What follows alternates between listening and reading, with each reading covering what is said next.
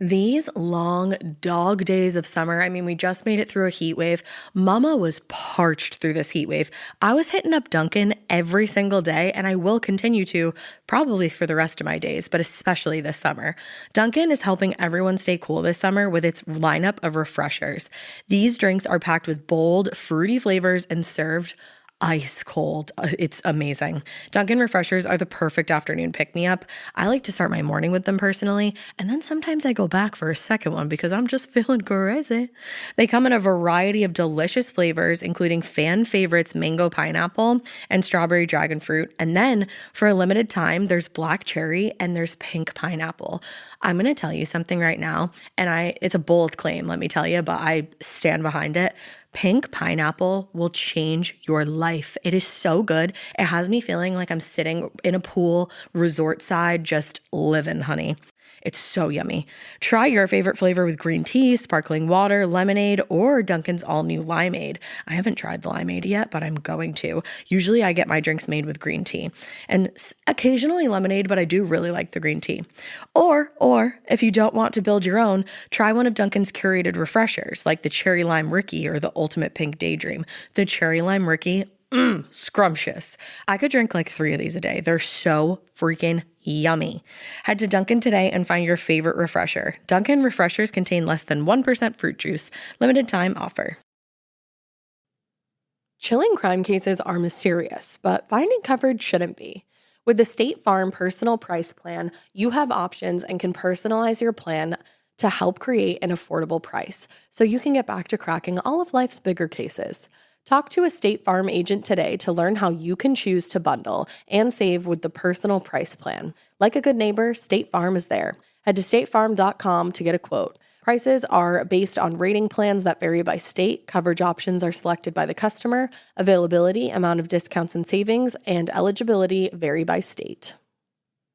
Hi, Ryan Reynolds here for Mint Mobile. Are you looking for a beach read this summer? May I suggest your big wireless bill? It's got suspense, mystery, a slightly flat, emotional arc, and a shocking twist where you realize you've been overpaying the entire time. Fortunately, though, Mint's story is better. Every plan, $15 a month, even unlimited. That's it. Happy ending, 0 tears. Give it a try at mintmobile.com/save. Upfront payment of $45 for 3 months, $90 for 6 months, or $180 for 12-month plan required. $15 per month equivalent. Taxes and fees extra. Initial plan term only. Greater than 50 gigabytes may slow when network is busy. See terms.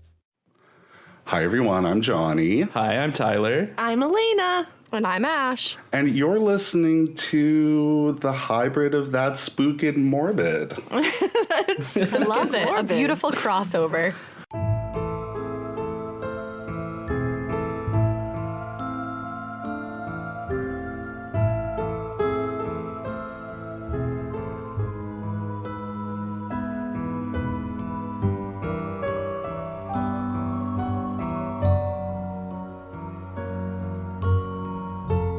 Yeah, we put them in a blender, and this is what's coming out at you.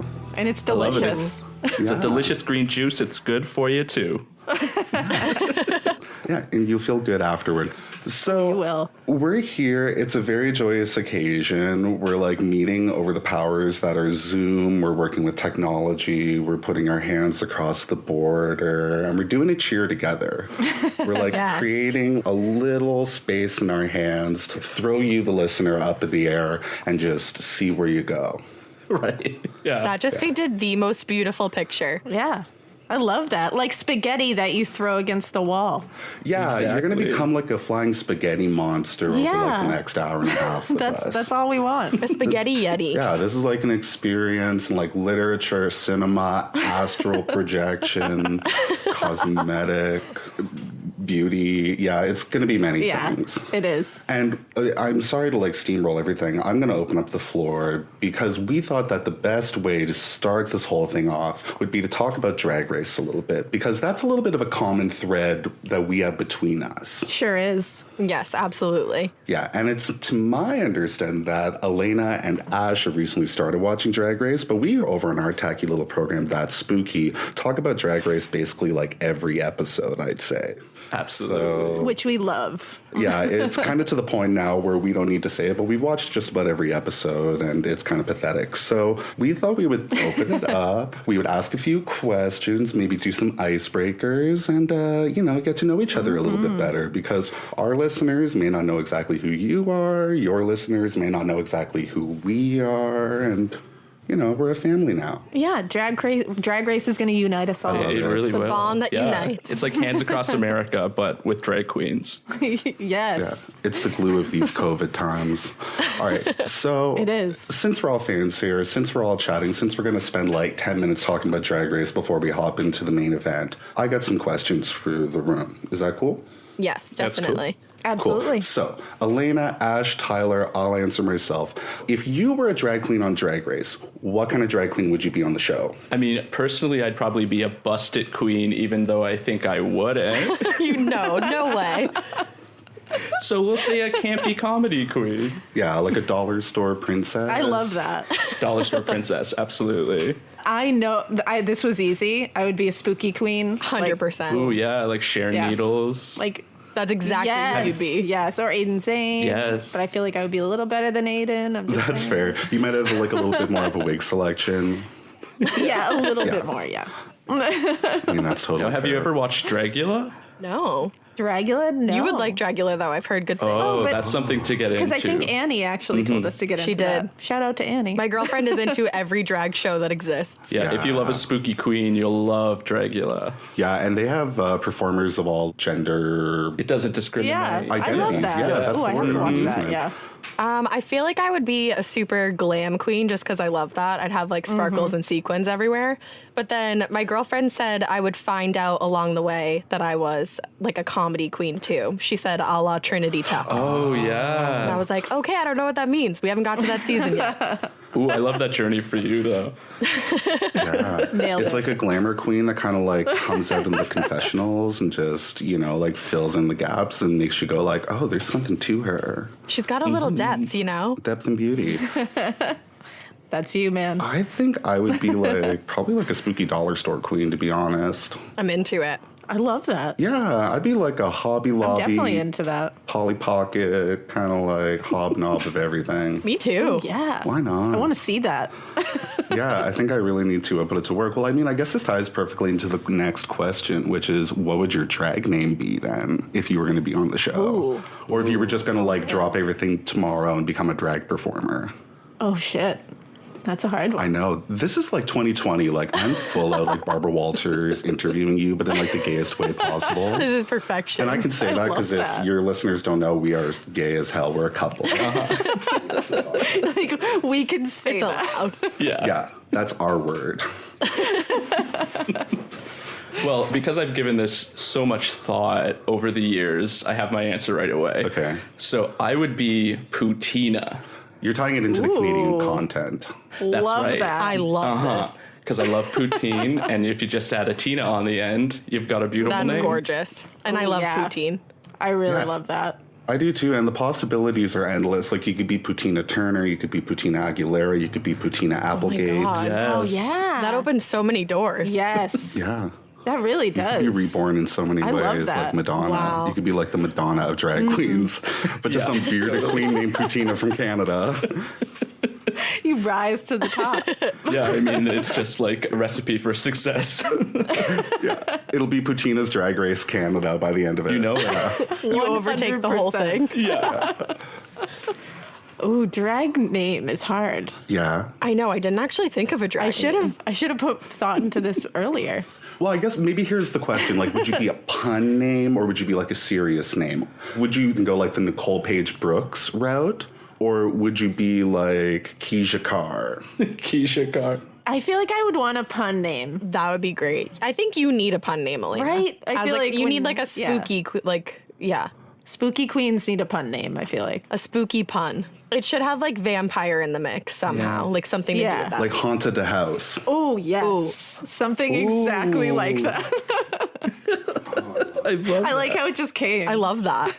Oh, well, thank you. That was great. I kicked a light as I said that too, so I almost just knocked over a softbox out of excitement, I guess. And it I got really like that as spooky well. because the light flickered. Yeah. It truly did. Got real spooky. Yeah, truly. And you were born.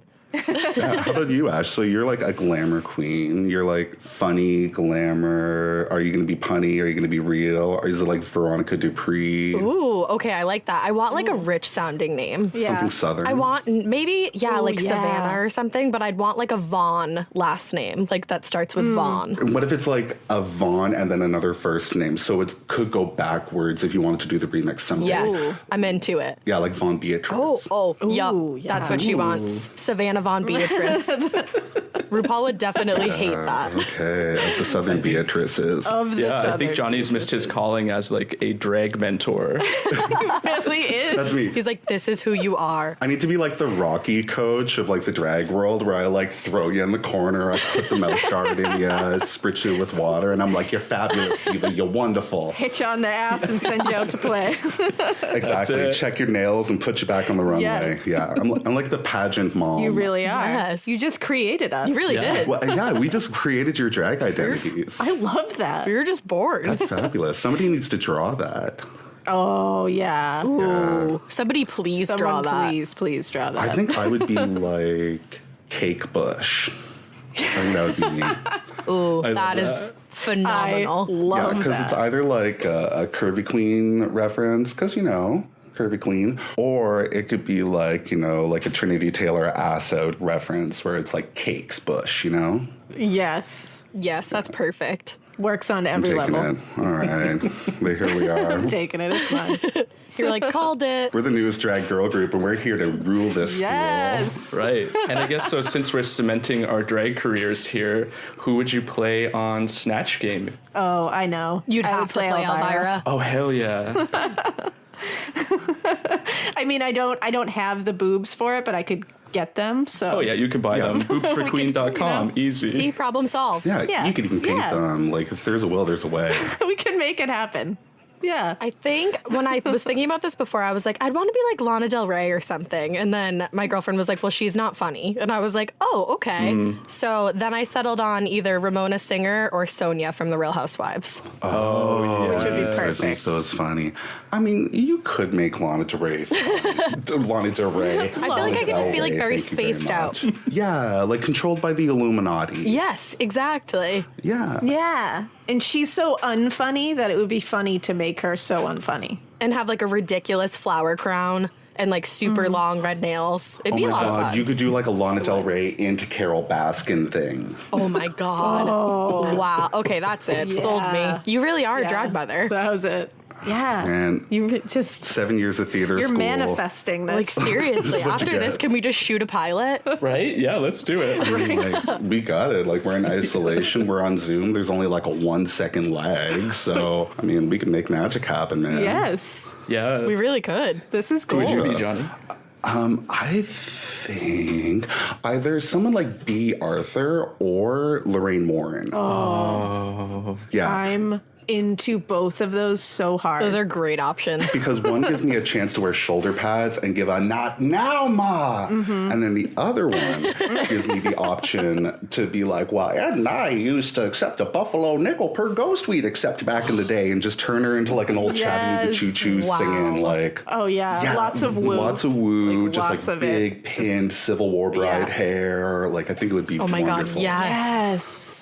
Oh yeah. I'm voting Lorraine. Maybe you should just do both. Oh, whoa, Bob the Drag Queen. Yeah. Half and half. Vibe into it. Yeah, because you could kind of do like a Lorraine Warren reveal into a B. Arthur because she's got the shorter cut. Mm-hmm. Oh, I love that. And then it would just be a matter of throwing on a caftan. Yeah. I could see Yeah. that. You could totally do that. Perfect. We're really Yes. doing this today. Absolutely. We are. We've committed. Like, why are we even here talking Yeah, about we're movies? I running feel with like we this. have a whole drag empire to start up. Right? Yeah, Yeah, we have Right? shit to do. We gotta go, guys. We got things to do. that's the thing. It's like if Yeah. we seem like slow to go at the beginning of this, it's not the Zoom. It's the fact that the wheels are slowly turning in our heads and we're all kind of like, we could actually do this. This is magic. We need to follow this. Is this how the Backstreet Boys started? I think it is. That's exactly how it Yeah. started. Zoom before its time. And Tyler, who would you be on Snatch Game? Oh, yeah. Me, I think I would be, at least today, I would be Jennifer Coolidge. Oh, yes. She's just amazing. Oh, that's genius. That's a Perfect. good one. Uh-huh. And I feel like her roles are all sort of similar so Yep. that you can pick from every kind of quotable quote and still create one singular character. Absolutely. Oh, that's a good one. That's a really good one. I really love that for you. I do too. I love that. Thank you. I'm just like, I'm looking at you across the table and I'm like, that's the man I'm gonna marry, Jennifer Coolidge. Thank you so much. You're just swooning over there. I know, right? I'm just like, wow, I want a hot dog real bad. Now, okay, let's say that you didn't do too well on the Snatch game and you had to lip sync. What song would you slay in the lip sync to keep yourself in the competition to die another day? Just to quote Madonna, because we just had a Madonna challenge, so it's topical. So we got to keep going with it. Thank you. So this was hard. I would say, for me, anything by Lady Gaga, obviously. Or if I go the other way, I would go with Raspberry Beret by Prince, because that's what I sing in the car the most. That'd be perfect. Mine is similar in the sense that it's like my one karaoke song, and it would be Total Eclipse of the Heart by Bonnie Tyler. Oh, yeah. Oh, yes. Amazing. And I wouldn't have to flip yeah. and dip and do splits and things like that either. So Nope, it'd exactly. be perfect. Yeah, you could just park and bark. I think I wouldn't go for the flips and dips either. I would just want to go for full-on Prince kind of moves. Just smolder. Like very theatrical. Yeah, and be because I'm small like Prince, so I can do the whole slither. Slither down the runway. You paint the picture of that raspberry beret in their mind's eye. It'd be beautiful. Absolutely. I feel like I would have to do Gypsy by Stevie Nicks because it's my favorite song, and it would just be so emotional. I could pretend to cry a little bit. Yes. I could lay on the velvet, you know. You can have a shawlography. Yeah. Absolutely. Shawlography. Beautiful hair. It'd be great. Yeah. Absolutely love that. I think I would have to do Libertango by Grace Jones. Strange, I've seen that face before. Yes. Just posing and giving lots of face. yeah, human architecture. Yes. Yes. Yeah. I love that. That's how Lots you of win. props. Wow. Yeah. Just staring the judges down. Exactly. Basically can't sending send the me message you and I met at a French cafe, you were smoking a cigarette, and I was sucking down a plate of brie. So you can't send me home. Exactly. She's not sashaying today. You and I know each other from another life, RuPaul. When I was you face dare. deep in cheese on Paris walkway.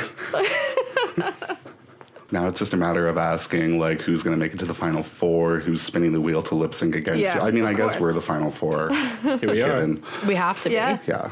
It's a four-way tie, First time actually. ever. Yes. Absolutely love that.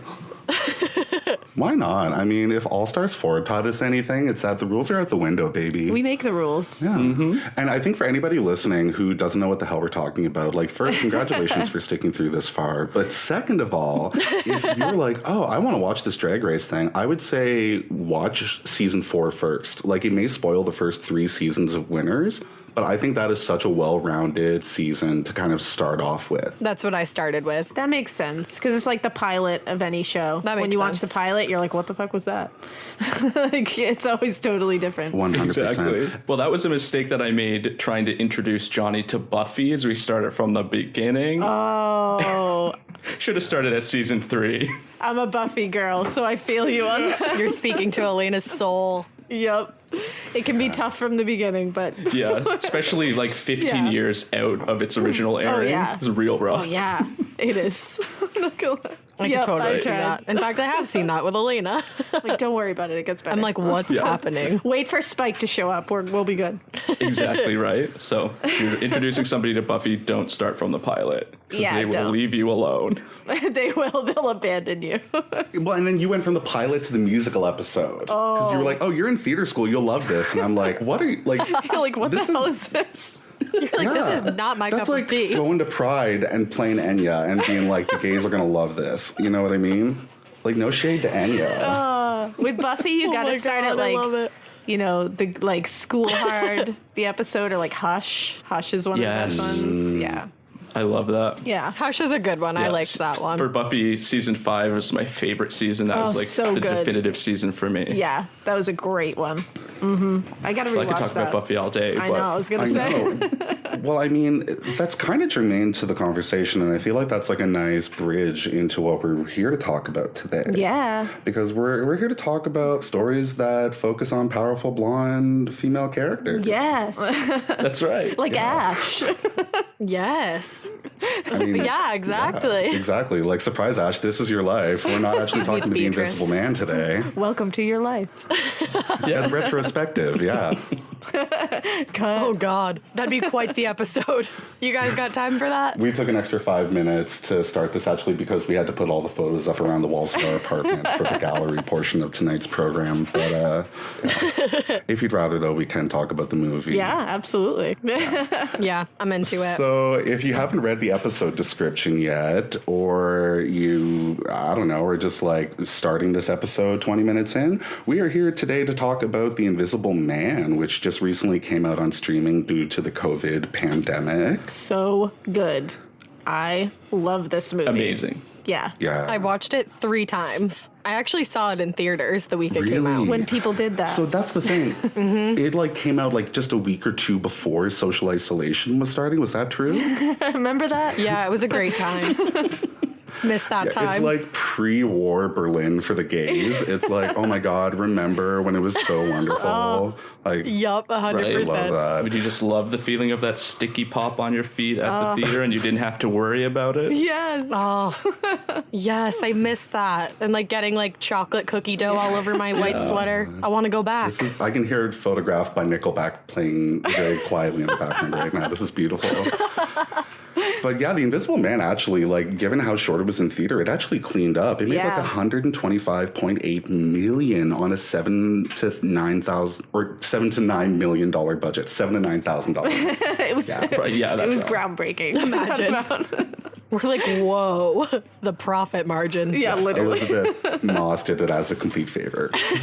But she actually kind of did do a favor to the movie. Like, this was something that Tyler found out when we were looking into this a little bit more. Oh, really? Oh, yeah. So I guess the director, Leigh Whannell, I believe. Leigh Whannell. Leigh Whannell. Whannell? Who Alaina loves. Leigh Whannell. Alaina will Yeah. just wake up yelling Leigh Whannell's name. Yeah, I just yell Leigh Whannell every once in a Into while. the abyss. Yeah. I'm so ready for this podcast.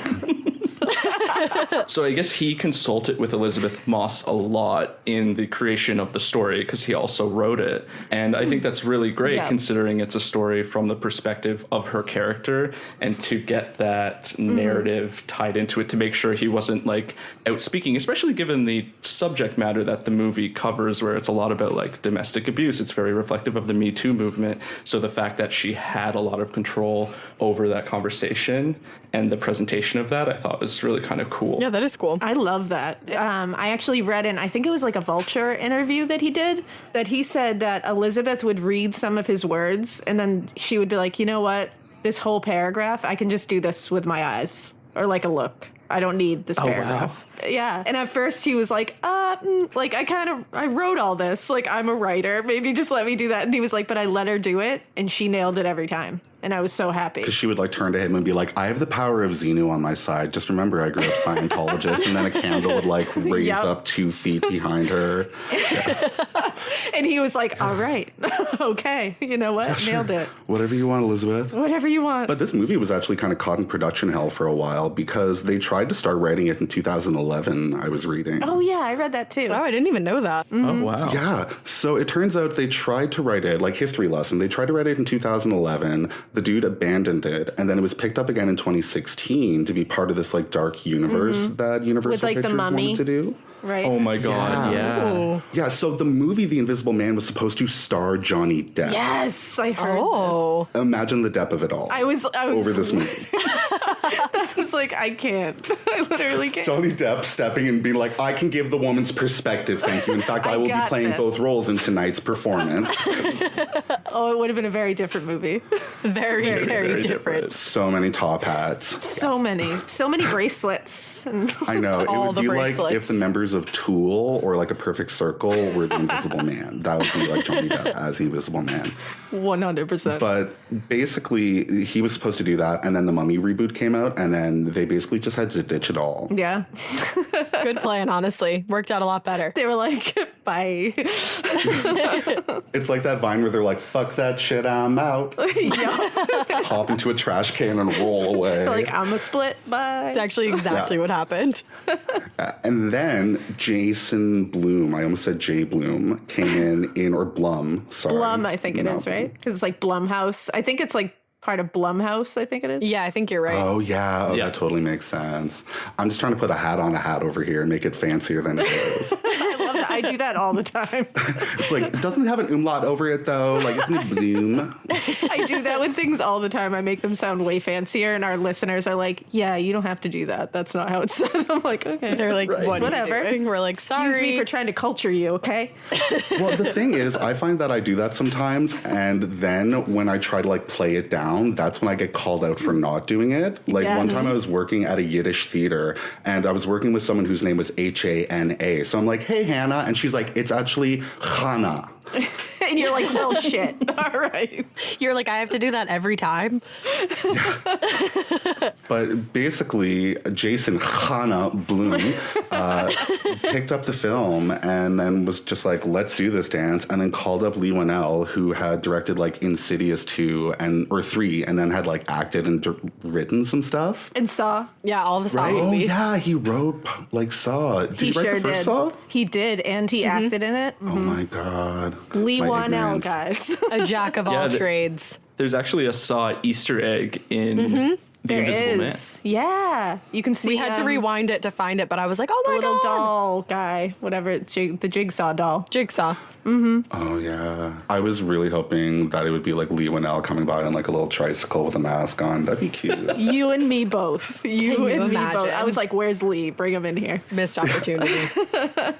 You're like, please give me a Stan Lee cameo in your own movie, Please. Leigh Whannell. I mean, hey, the movie did hit in a lot of other opportunities, though, so maybe The Invisible Man definitely 2 did. will have more Leigh Whannell in it. Like, maybe you'll be able to satiate your thirst. Yes. Yeah. Not that I'm calling you thirsty. Ooh, okay, No, should I it's fine. backpedal? No way.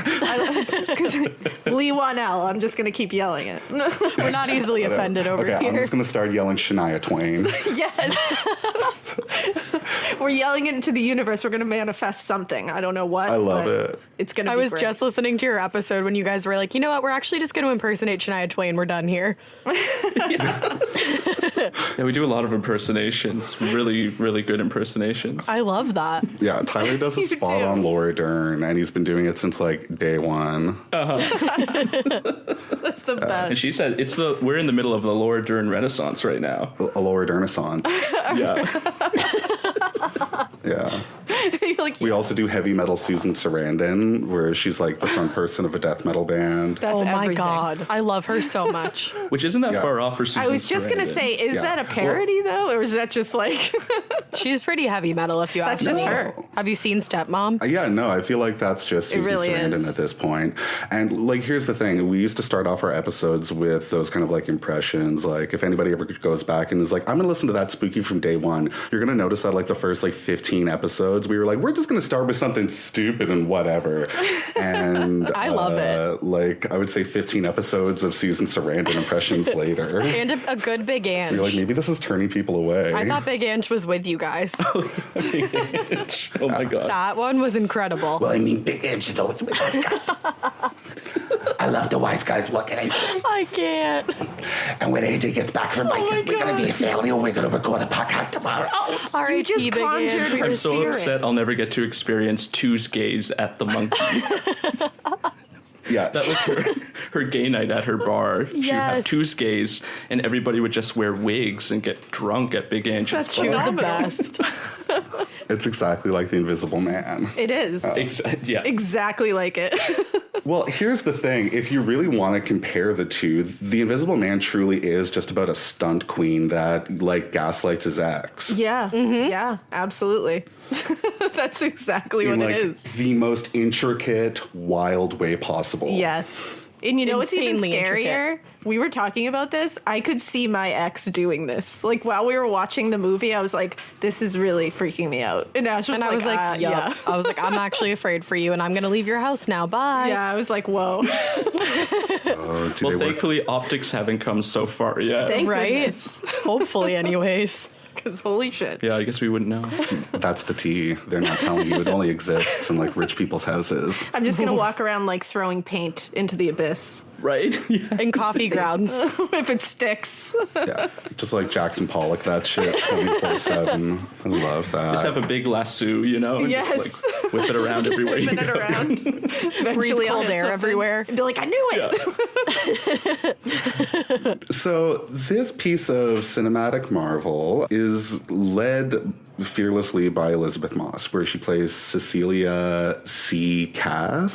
So we know Elizabeth Moss. We've seen her in Handmaid's Tale. We've seen her in Mad Men. We've seen her in West Wing, Us, all that kind of stuff. I heard she's in Girl Interrupted. Oh, she is. Oh, she is? Oh. I said that as a question. I just thought of that. She is. I had no idea. Wikipedia told me earlier today. Do we know who she is in Girl Shit. Interrupted? I can picture her in it. I just can't remember who she plays, but I can like visualize That's wild. her. Well, and she really kills it in this movie. Like, she does a really great job of being yeah. able to access. I was going to say, like, there are certain points, like when she finds out about Adrian's death, all that kind of stuff, where you're just like, she is a mix of confused, scared, not really trusting the moment, but then also going through, like, legitimate sadness. Like, she layers on so much shit. And it's her face. Like, she was right when she said you can just like eliminate whole paragraphs of dialogue because her face is so expressive. And it's almost I believe scarier with everything. like the lack of dialogue in certain scenes. You're like, what's gonna happen? Oh yeah. Absolutely. Well, I think she spends about 80% of the film with her lip curled back. Yep. Yeah. I'm pretty sure.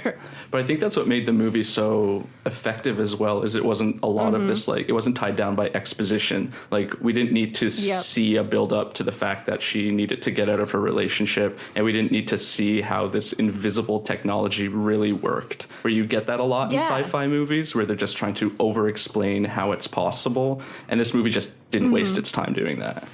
No, and I love that. And I like too that while we were watching it, I remember saying to Ash at one point, I was like, I want to know like how bad he was to her for a second. And then I was like, wait a second, like you don't need to see it. You don't need to see the abuse. You just believe. And it's almost her. scarier to And like that's a come big up with part it of the whole thing. You're like, I in believe your own her. mind. Yeah, exactly. Because you just see how traumatized she is and how terrified she is even to walk out to the mailbox. And it's like, I don't need to see what he did. You don't need to bog me down with a whole scene of him abusing her. Like, I get it. I believe it. Exactly, because they're not using it to like drive plot or anything like that. Yeah. And yeah, I feel like even by the end of it, up until the very last moment, you're left in this position where you're like, regardless, do you believe? You know, like we're just kind of left in that question. Yep. I mean, maybe that's a bit ambiguous there, but I feel like that notion is carried forward until the very last moment in this movie where you're just like, believe it. 100%. Absolutely. Like, this is warranted at the end of the day. Yeah. And I mean, like, props to Oliver Jackson Cohen for playing Adrian Griffin. He was extremely unlikable. Oh, yeah. Very unlikable. Yeah, he was. I would say He did a great job with that. between him and like the guy who played his brother, who's not James Lanier, that's a character, but Michael Dorman, who played Tom Griffin, his brother, who just had like the sweetest little eyes, looked like a child actor, but was a complete shit. Like, I feel like they both just embody trash in a really believable way in this movie. They really Also did. gave off- When they revealed the brother, I was like, huh. Yeah, he gave off very It's just, like, Stevie gross. vibes. You're like, oh, stay away from me. I was not into Totally. It's like you have puppy dog eyes, but it's like a puppy husky, so they're also kind of dead, you know? it. Yeah. 100%. There's a lot to it. Totally. And Aldous Hodge plays James Lanier, who's like C's confidant and like a longtime family friend of her and her sister, who we'll talk about in a moment because she's a treat. Oh my God, her sister. Yeah. And I liked his character too. Like, I liked that for once they made it like, because I like that they made it like a male friend that she was staying with, but there was no romantic intention. I ever. loved that. And there was never a question of it. it was never like, will they, won't they? It was like, no, he's just this good guy that's her friend. Like, they never do that in movies or TV shows. I feel like they always throw in, like, let's make them, have sex, or let's make them have this weird tension to them. And they never did, Right. which I liked. Because it's like when you're in elementary school and you're friends with somebody of the opposite gender, and then all of a sudden you're automatically dating. And it's like, Yeah, can we not just be exactly. friends? Exactly. Yeah, can we just be bros? Like, why is this? Well, yeah, and like I feel like there was a lot of tension in their relationship, but just none of it had to be sexual, which I think was like a power of the film. Exactly. It's like they had Yeah, bigger fish to fry. exactly. They did. There was enough tension everywhere else. We didn't need to add that. 100%. And I know we just hinted at it before, but I just want to take a moment to appreciate Harriet Dyer, who plays Emily Cass, the saucy sister of Cecilia, who gives my favorite line in the whole movie. I love her. She's incredible. Alaina, that would be you. She really is. Like, that's Alaina through and through. Just like standing in the doorway, like, I'm not going to tell you how to live your life, boo. Or I'm not trying to control you, boo. I loved that. The best. I love her. Yeah, we said that she spoke kind of like a beatnik poet or something, She does. She That's really so did. true. Yeah, it was like all of a sudden her sister Allen Ginsberg just rolled in. I loved it. And she's Australian. She was great. Is she really? Oh, really? Yeah, this movie was shot in Australia. Oh, shit. Oh, shit. I did not know I that. didn't know that. Yeah, and turns out that she's in a bunch of comedy too. Like, when I was looking through her Wikipedia page, I found a project called Sexy Herpes, which definitely got me interested. Okay, girl. I'm sold. I know. I'm sold. I was like, boo, I'm following up. And those are really kind of like the major players in the cast. We also have Storm Reid, who was in A Wrinkle in Time and Euphoria and 12 Years a Oh, Slave. yeah. And she was great. Yeah, she was playing Sydney Lanier, who's James's daughter. Anything to really comment on about the characters beyond that? Do we have any thoughts and feelings before we get into this breakdown? No, I think I we don't think nailed so. it. All right, let's stamp this, baby, and move on. All right, so I guess there's no place to start but the beginning. So we're starting like in the dead of the night. It's the witching hour, actually. Oh, I wrote that in my notes. Always. 3:42 a.m., man. Okay, so because of this, did you watch the entire Always. beginning of this movie just waiting for a fucking ghost to pop out? Yes. Or him to wake up. Yes. Yeah. Right. Or like when she was looking at the cell phone footage, because like here's the tea. If you haven't watched the movie, again, I commend you for listening to this. But then B, like she's basically getting up in the middle of the night and leaving her boyfriend, who she has drugged. He's sleeping. She turns the cameras on him, like sneaks out of the house. So she's like watching her cell phone the whole time. And as I watched it, like I've been conditioned by Paranormal Activity to be like the sheets are going to move on their own, or he's going to be like drugged by the ankles and pulled out of the room. Yes, 100%. You're waiting for a jump scare the entire movie, but especially in the beginning. That's exactly what I thought. But they don't really give it to you. And I think that's one of the powerful things about the movie, because they use the camera to kind of play with space in this way that almost like It Follows does in a stationary way. You're always checking the corners of the shots to go like, is someone there? Or like when the camera moves, it's always moved for a damn good reason. So like there's that shot at the beginning where Elizabeth Moss is getting out of the house. She's creeping out in the dead of night. She kicks the dog bowl. It doesn't wake him up. So much But then anxiety. you see her in the kitchen for a moment, and then the camera pans off her through a wall into a hallway where you're expecting Elizabeth Moss to be, but then she doesn't come there. And it's almost like Paranormal Activity style with the camera panning, where it comes back to her on the path that it just followed, and she's just about to leave the kitchen. And they do that a lot throughout this movie. Yes. That's way more powerful, I think, than having all these jump scares. Absolutely. But then it also makes me go, is the brother there? Oh, that's a really good point. Yeah, that's right. Shit. Because I did there's not always think a about reason that. for that. Yeah, that's a good point. It's really the only time that this convention is ever used in an empty way in the movie. Otherwise, whenever the camera moves, it's to indicate that he's there in some way. Yep, you're right. So I feel like there probably is a reason for that. I also think it's like to get you and her kind of like panic mode, like almost like you're waiting for someone like she is. Absolutely. Yeah, and I guess it's this whole idea with the brother where we find out in the end that he's been in on this whole plot. Maybe he's been on it a lot longer than just the moment in which she left. Like, has he always been there? Is he like paid staff by Adrian to keep an eye on her? I never thought about that that's before. a good point. I mean, they're in this like giant mansion. It's like a palatial, like oceanside property. The coldest mansion. Like, very ever. weird setup. They pull out. I was like, Yeah, it's like, is this Elon Musk's Airbnb or something like that? that's exactly Yes, what I I think you thought. said I was that. like, Elon Musk lives Yeah. there.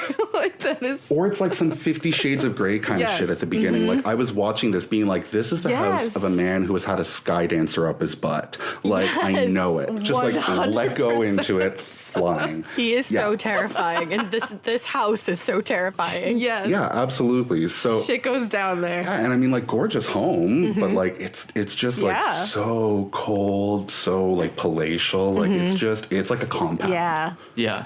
Have Yeah, you guys exactly. seen Sleeping with the Enemy with Julia Roberts? No. The beginning of this movie is like so similar to that, and that's like a story of like an abusive husband too, and they have like a waterfront property, so it took me right to that movie too. Yeah. Because it's isolated. There's only one way in, only one way out. Yep, right? exactly. Unless you go into the ocean. Yeah. And I mean, like, that's kind of what we're seeing with Cecilia earlier on, where she's like, well, there's one way out. He's watching me everywhere. Like, we come to find out he's like this optics genius.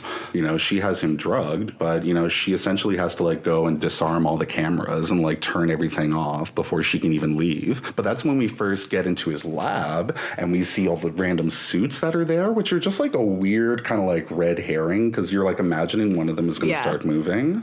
Oh, yeah. But you get to kind of like see like his setup, and you see this like weird chamber that she kind of eyes for a moment, which kind of tells us like she's not even fully aware of all the stuff that's in her house, which is just like, I'm sorry for you, because there could be like a really good sound system that you're just not aware of yet. Yeah, like Bluetooth connectivity in every room. You don't even know this shit. But basically, she knows enough to be able to turn off all the cameras and then make her escape.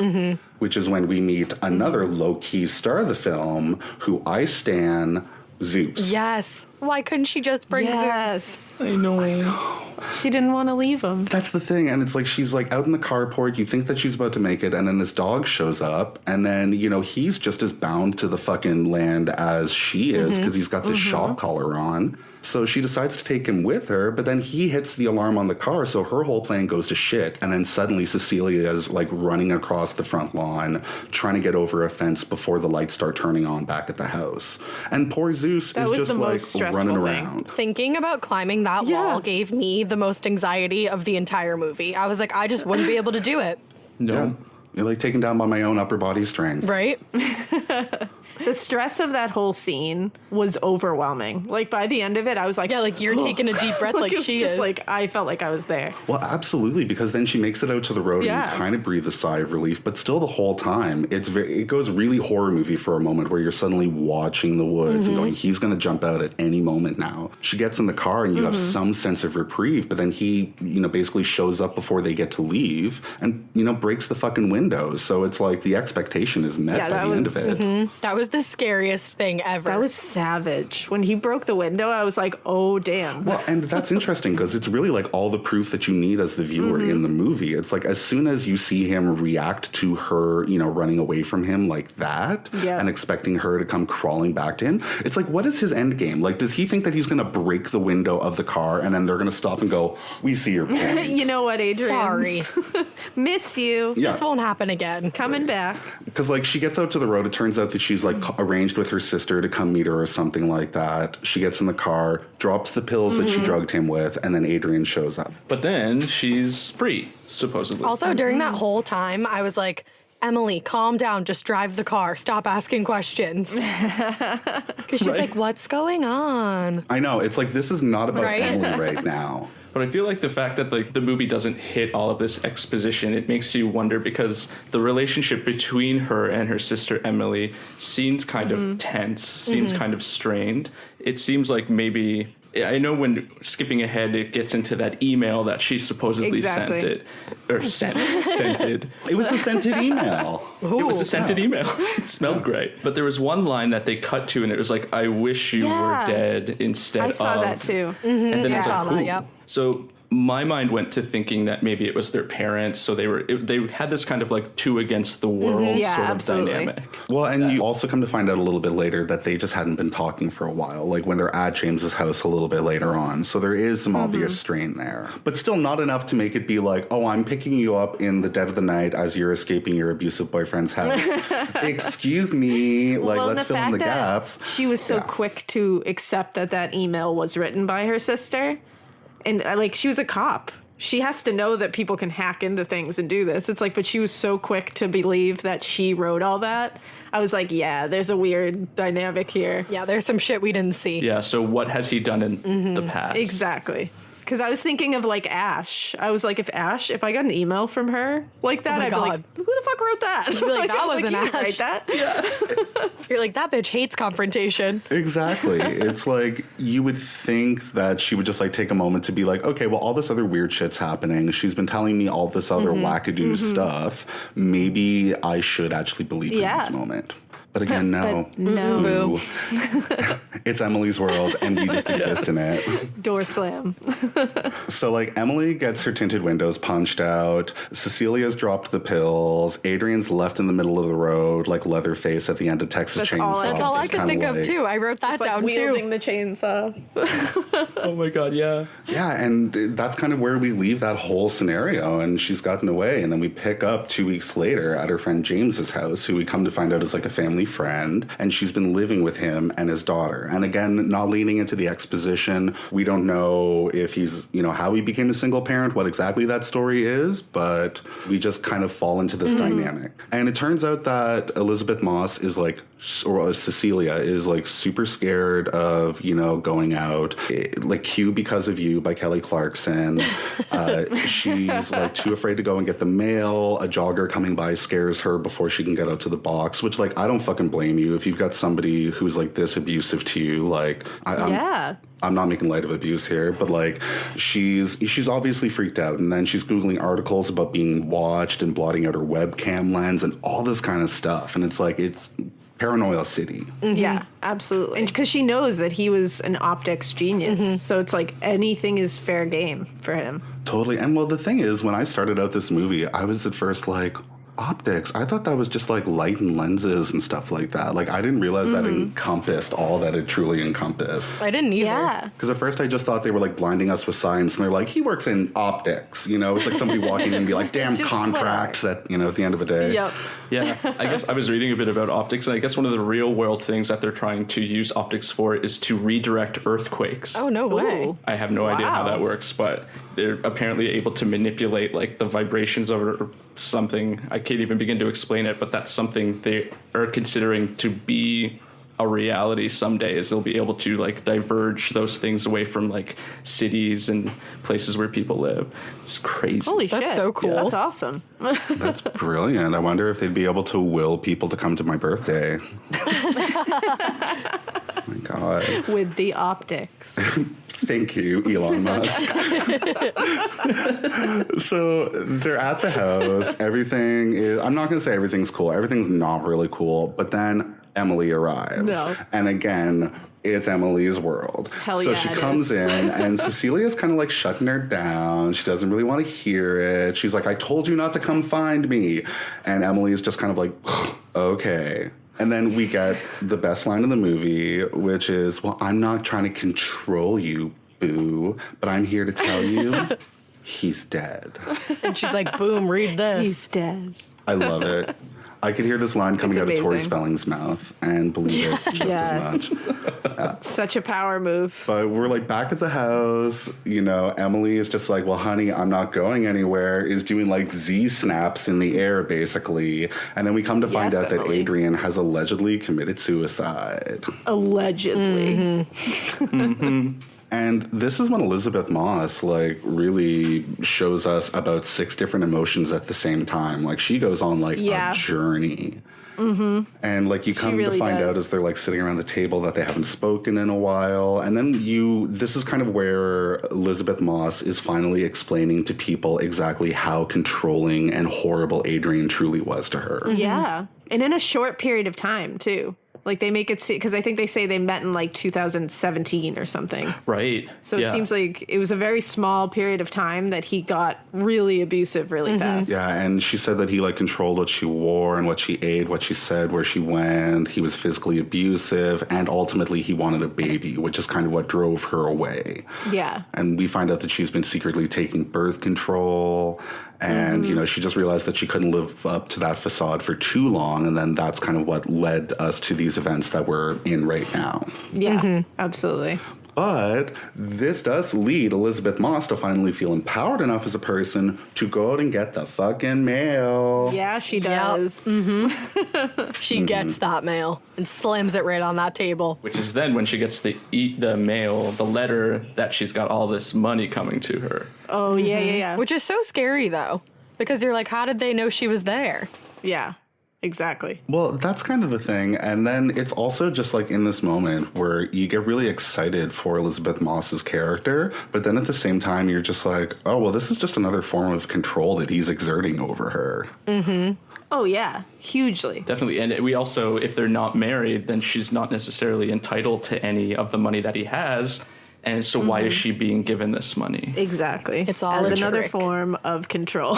Yeah, it just feels really gross. So she like sits down at the table, she looks at this letter, you know, she goes, I've got to go to this meeting. And then next thing we know, we meet the brother. And we're in Skeevy like an brother. office building, some high rise at a table. She's there with her sister, who's kind of acting as her representative.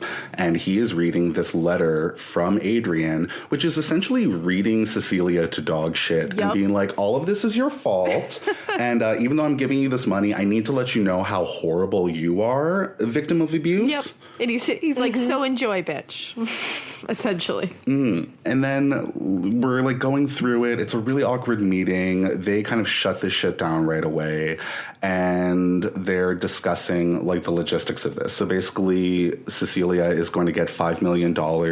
It's going to be dispersed to her, I think $100,000 a month for, you know, a few years or something like that, which is a really great deal. Yeah. I mean, that's enough to kind of get anybody excited. Yeah, definitely. I'm into it. But it's under the stipulation that she's of sound mind. She doesn't commit a crime, any of that kind of stuff. And you still don't fully understand why she's getting this money. Like, you can tell, like, at this point, Elizabeth Moss's character is, like, really excited, but she's also just a mix of, like, when is the other shoe going to drop here? Yeah. And you see the urn in this room where Adrian is, which I think is really weird as it is, because it's like we're in a business meeting Yeah. right now, and that urn just, I know, isn't sitting there. So it's like, Yeah. did you put him there to be at the meeting? Just to be- like, whose right. dog is in that urn? I want to know. Exactly. Well, and it's almost like look, he's dead. Yeah. Like trying to prove it. And also just trying to prove, like, I think he kind of knows that she wouldn't look in the urn. Yeah. Like, nobody's going to cross that line and be like, oh, well, let's fucking see. Let me see his cremated ashes. Exactly. She's like, I want to taste them to know. She's like getting a fun dip out of her back pocket. She's like, I'm ready for this Do shit. this. That reminds me of that episode. I think it was an episode of My Strange Addiction where there was a woman who was addicted yeah. to eating her husband's I ashes. forgot about that. You're right. Yeah, and she was getting a lot of anxiety over the fact that they were almost gone, and she didn't know what she was going to do when she's eaten them. You gotta all. go kill a man and eat his really ashes. Yeah, and then you had to like watch his family watch her eat the ashes. Like, So there's fucked. like, what a way to cement yourself as like the worst in-law ever. Yes. Yep. Seriously. It's like just slowly sitting there, like looking them in the eyes, dipping your hand in the ashes, licking your Just hand. Like, that's a power cannibalizing their move. family members. Just You're right like, he's in front of really you. mine now. Exactly. Yeah, it's wild. It really is. And I mean, speaking of wild, now like Cecilia's walking out of this meeting, not only with, you know, confirmation of, you know, all this shit, but, you know, with quite a full bank account. She sure is. She is flush for cash. She is back at home, and she is playing Santa. She's I giving love out it. gifts. Yeah, she's like sugar mama style. Like, you want a ladder, baby? I'll give you a ladder. You want a bank account with $10,000 a month to go to Parsons School, James's daughter, Sydney? You got that. Like, I want a sugar childhood best friend. Right? Right? I was like, where's my Cecilia? It was also a really, I think, sweet scene to see so that we could see that other side of her. Yeah. Because we didn't really get that. And you could see, like, what a joyful person she can be when she's not terrified. Yeah, when she's not completely under Adrian's thumb. Yeah, and you kind of see her being like dorky and fun and like bringing out the bottle of champagne and, you know, kind of like fooling around. Yeah. Like, I mean, it's just like a really good time. I mean, And it's her opening. I think it like further shows you to how much he like broke her down as a person. Absolutely. Because when you first meet her, she's just so traumatized and so like in this one spot of just like being on alert, being terrified. And then you get to see this and you're like, holy shit, he really did a number on her. Well, and you also have come to like find out about her. Like she's like wearing like a Cal Poly like architecture hoodie at the top of it. Like there's a lot of indication here that like Elizabeth Moss up to this point has lived a very full life. Yes. Like I think she mentions that she was like living in Paris or something like that, or like somewhere out in Europe. Yeah. I think that's like where they met or something like that. Yeah, so we're seeing a glimmer of like who she is, like, you know, after like all of this time of being with him, you know, like, kind of tamping her down under his thumb. So it's nice. Yeah. And she's starting to feel more human, and she's like occupying space in the house a little bit more. She's making breakfast the next morning. Yes. Actually, I'm jumping the gun because before she's making breakfast, she's in her room that night. And this is when we start to get the sense of like, oh, fuck, he's there. Yep. Like there's something going on because she's in the room. Her room looks like a studio apartment, Yeah, it but we're led does. to believe that it's a room. Yeah. Like it's got like a bathroom coming off of it. Like it's very sweet, but essentially she's in there, she's putting her stuff away, she's feeling comfortable and she's nesting. Yeah. Like that's the key. And in this moment of comfort, you start to hear these weird sounds in the background and she hears breathing that's like disembodied. Yeah. And it suddenly plays into this idea of like, oh, something isn't as it seems. And in that scene, I was like I kept saying to Ash, I was like, something's there. I gotta see. I was like staring at the screen trying to find anything out of place. Definitely, and that was kind of the fun thing about the movie too, because I mean, we're coming into it, it's the Invisible Man. We have a sense of what's going to happen, so it really does play with your expectations, and you're looking for all those little clues. Exactly. I didn't notice it until the second watch, but when she is making breakfast, I think like the next day, you actually see the knife like disappear. Yep. I didn't notice it the first watch. I had to watch it again, and I was like, oh, shit, because you had told me. It almost looks like it fell off the counter, but you never hear it drop to the floor. Totally. Well, and then you can also hear like the burner being turned up. Like you can hear the gas being let in. Yep. So like it's just very delicate stuff that they're doing, but it like really sets the mood. It is, and you know who does that? Leigh Whannell. There she is. Leigh Whannell, Whannell master of does it. setting a mood. He does. He's like riding around on his tricycle with a boombox playing like Luther Vandross, just setting the mood everywhere he goes. He's a master. Leigh Whannell and all over the place. He's got enough money not to worry. Yeah, no. We got to tag him in this episode. We really Right? Can we start the fan club right here? Yes. Maybe that's what we call this episode. It's not like spooky morbid. It's like Leigh Whannell. That's it. Yeah. Just Leigh Period. Whannell. I love that. I love it. Leigh Whannell doesn't make an appearance in this movie, does he? Unfortunately, no. I don't think so. I don't think so either. I feel like I would have seen him.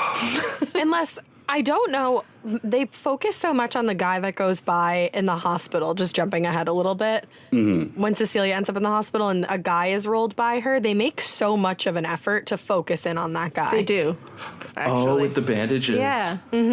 I wonder if that was him. It could have been. Well, I think they do this in other parts of the movie too, where they put these like little Easter eggs. So if you've watched The Invisible Man, you get these kind of images. Yeah. Like you get that moment in the hospital with the bandage covered body where it like looks like the original interpretation of The Invisible Man. Yep, you're and then right. in the bedroom, to skip ahead as well, you get like the top hat and the coat on Yes. on the coat rack or whatever. So you kind of get that silhouette of the Invisible Man in the dark room at You're right. like in the bed as well. So I mean, like Leigh Whannell, I mean, you're giving me the vapors over here. Right? Leigh Whannell. It's like paying homage to the original. Lee knows how to do it, He man. does. I absolutely appreciate that. Although I will say, if I had to suggest one thing to Leigh Whannell for this movie, it would be that there just aren't enough pranks in it. You know what I mean? Like, I feel like The Invisible Man could have done a lot more to fuck with people on the toilet. Absolutely. Because that's what I would be 100%. doing. Yeah. Yeah, and I'm like, am I a freak for thinking that? No way. Because No. okay, good. I'm glad, because I would be like saran wrapping people's toilet bowls and stuff like that. Oh, yeah. Yes. Well, I mean, if you're looking for the prankster route into the invisible person story, you need to watch Invisible Mom and Invisible Dad and Invisible Dog. That's true. That is very true. Yeah, I think they're available on YouTube, actually. Probably. Yeah. Nobody's copyrighting that stuff. Oh, hell no. COVID activities. They're like those kind of movies that everybody just use pseudonyms in. Yes. Exactly. It's like Fart the movie. Have you ever heard of that? Oh my God, no, but There's a I'm movie so called glad I Fart have the now. Movie. Amazing. And it's just about this guy that loves farts and his girlfriend thinks that he's stupid. And he's like, oh no, farts are hilarious. And then he takes a nap. And he dreams about like being in a world where everybody thinks that farts are like the funniest thing in the world. And it was such a bad movie that like not a single person that was in it used their real name. That is amazing.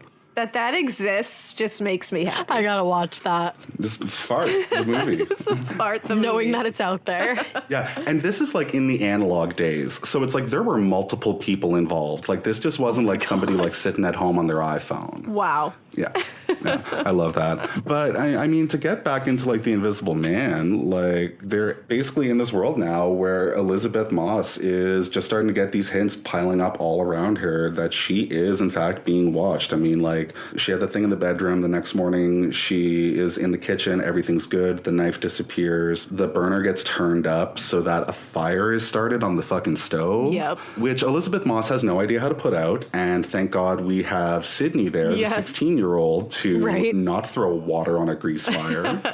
Which I noticed totally that would have too. done. I feel you, Elizabeth Moss. Yep. I feel like it would be your natural instinct is like, oh, fire, water. Mm-hmm. Let's put it out with water. And then we burn down Yep. the house. And that's how my house will get burned down. I also feel like it's a great moment for James Whannell, because, you know, he's always thinking of us, to kind of be like, you know what? Elizabeth Moss's character is right for like 97% of this movie. Let's have her make one wrong Yeah, decision. it's true. Like it made her more human. Like, Humanizer, yep. Yeah. Exactly. Yeah, I appreciate her in that way. And then basically we're just like following Elizabeth Moss's life, you know, as clues are starting to stack up. So the next shots are at night. And this is when it really starts to get like Conjuring level. Yeah. So spooky. scary. Because she wakes up in the middle of the night to footsteps all around the house. She's in like her own private room. And then basically she goes out to follow these footsteps and, you know, these sounds that she's hearing throughout the home. And in everyone's worst fear, she's in like the living room, open concept kitchen, whatever. She has her back turned to, you know, the front window and the door. And then all of a sudden over her shoulder, that fucking door just opens on its own. Terrifying. Absolutely terrifying. Ugh. And it was so built up too. Absolutely. And then she goes out there and like tries to like figure out what's going on. And then you get the shot of her just like sitting out there looking at the neighborhood. And you think, you know, like, okay, she doesn't see anyone. She's in the clear. And then the breath behind her. Yes. Oh, that was like chef's kiss perfection. It was so spooky. And I think that's what like they did so well with this movie. It takes like those aspects of a horror film, like a paranormal haunting, but then like centers it in like the real Yeah. world. So it's like a mix of paranormal, but then it's kind of found it in like true crime if you were to kind of create them with those sort of categories. Because exactly what you're saying, like it's ghostly, but it's a real man. You know what I mean? So it's like it gives you both of those like, ugh. You know, like this is not okay. Either You're way. like, this is too real. too real. Every sound I hear is the Invisible Man. Well, and it's cool too because the Invisible Man kind of always existed in this like world. Because like when I think of horror, I always think of like pre-Vietnam horror in a lot of ways. It's like very gothic, very, you know, like otherworldly. And then after kind of Nam and that whole moment in the 70s, we start to get like The Last House on the Yeah. Left and the slasher movie. And suddenly the scary person is no longer this like gothic idea of a monster, but it's the person next to you or the person down the road from Exactly. you. And I feel like, you know, the Invisible Man always kind of existed as a real world person up to devious things using mystical means in this like kind of more gothic era. And it's kind of cool to see that character moved into the current day and still, and not still, but actually become that kind of handshake between these like more paranormal, ooky, spooky stories and these real world monsters that we all know in our everyday lives. So Maybe. true. Because he's using, instead of like magical, mystical means to do this, it's like he's using technology and science. So it's like it's all melding together to still make this spooky as fuck, like, ghostly image. Right. Yeah, and he's using like science and human logic to gaslight somebody and just strike fear in them that way, which is, super powerful and just fucked. Exactly. So after this moment outside, we come back in the house. Cecilia is thoroughly scared, and she goes in bed with Sydney. And this is when shit just pops off even more. Oh, yeah. Because you see them like peacefully in bed together. They're under the covers, sleeping. It's all good. And then you start to see these flashes, which at first you're like, is somebody turning the lights on in the room? But oh no, honey, the invisible man is there as a floating cell phone at the foot of her bed taking photos of her. That's insane.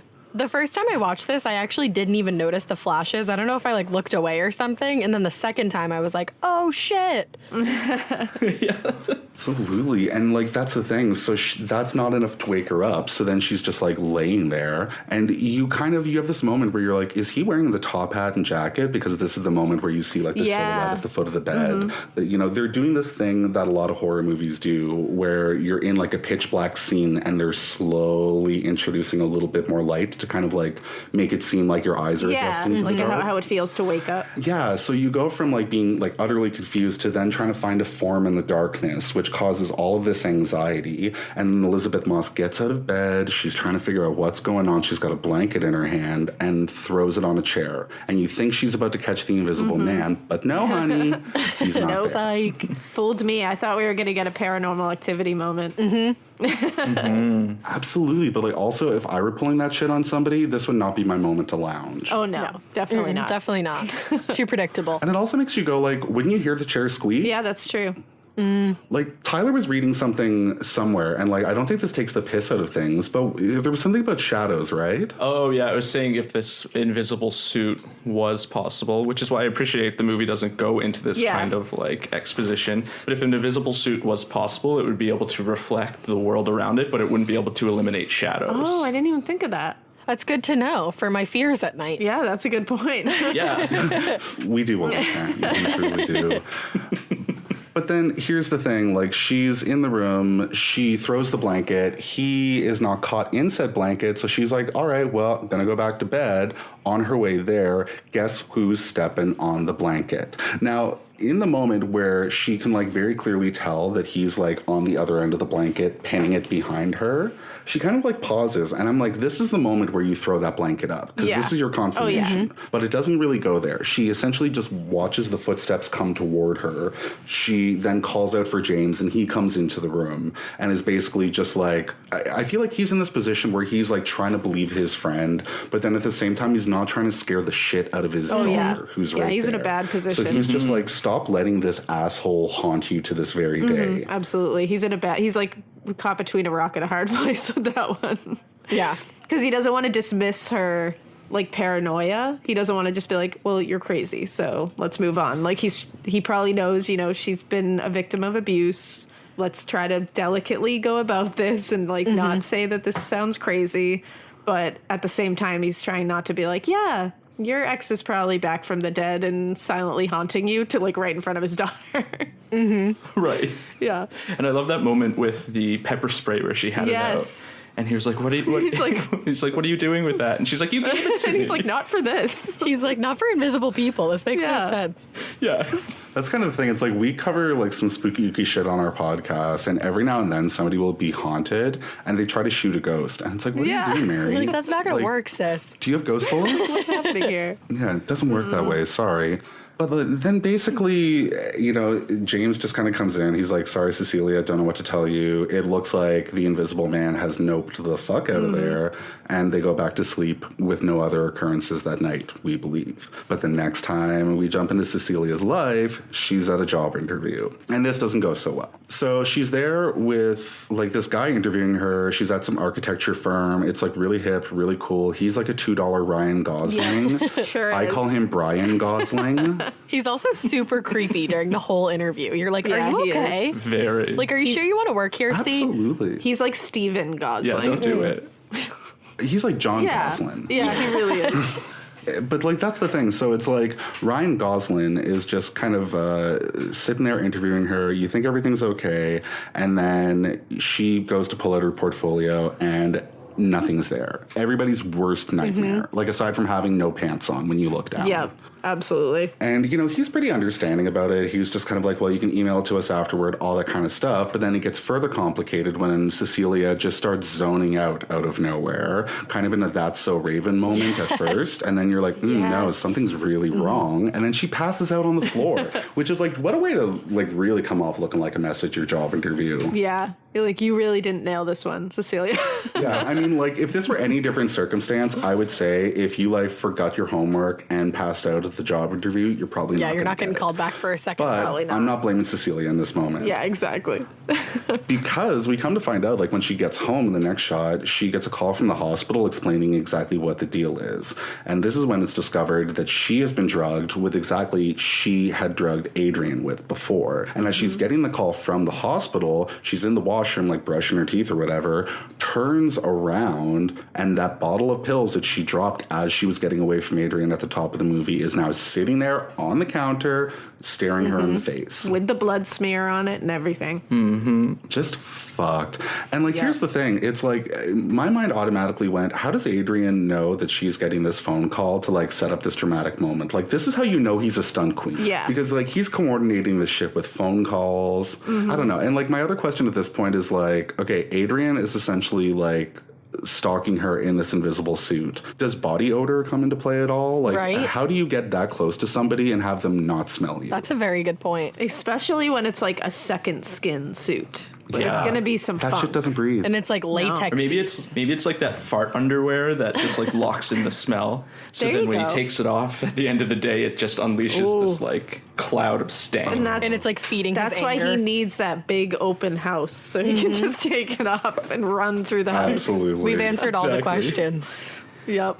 Did you guys He just hear loves to air out after a shower. at the end too, like on the phone call, you can hear the woman on the other line say, and I also wanted to talk to you about, and then it totally goes blank, but it's like foreshadowing for what happens later. Oh. Right, because they would have known she was pregnant. I caught that today. I hadn't caught it the first two times I watched I it. totally didn't catch that. I feel like every time so you watch interesting. this, you're like, oh shit, that. Yeah. Definitely, there's definitely been moments upon rewatching it, and then you try to like break it down and be like, oh well, maybe this doesn't make sense. But then when you think about it, everything lines up. Yeah. Like even the things that seem a bit shaky plot wise, there's always something that like can kind of speak for why that happened. It like explains Absolutely. it away. Yeah, so smart. I got two words for you. Leigh Whannell. There it is. There it is. And you know what?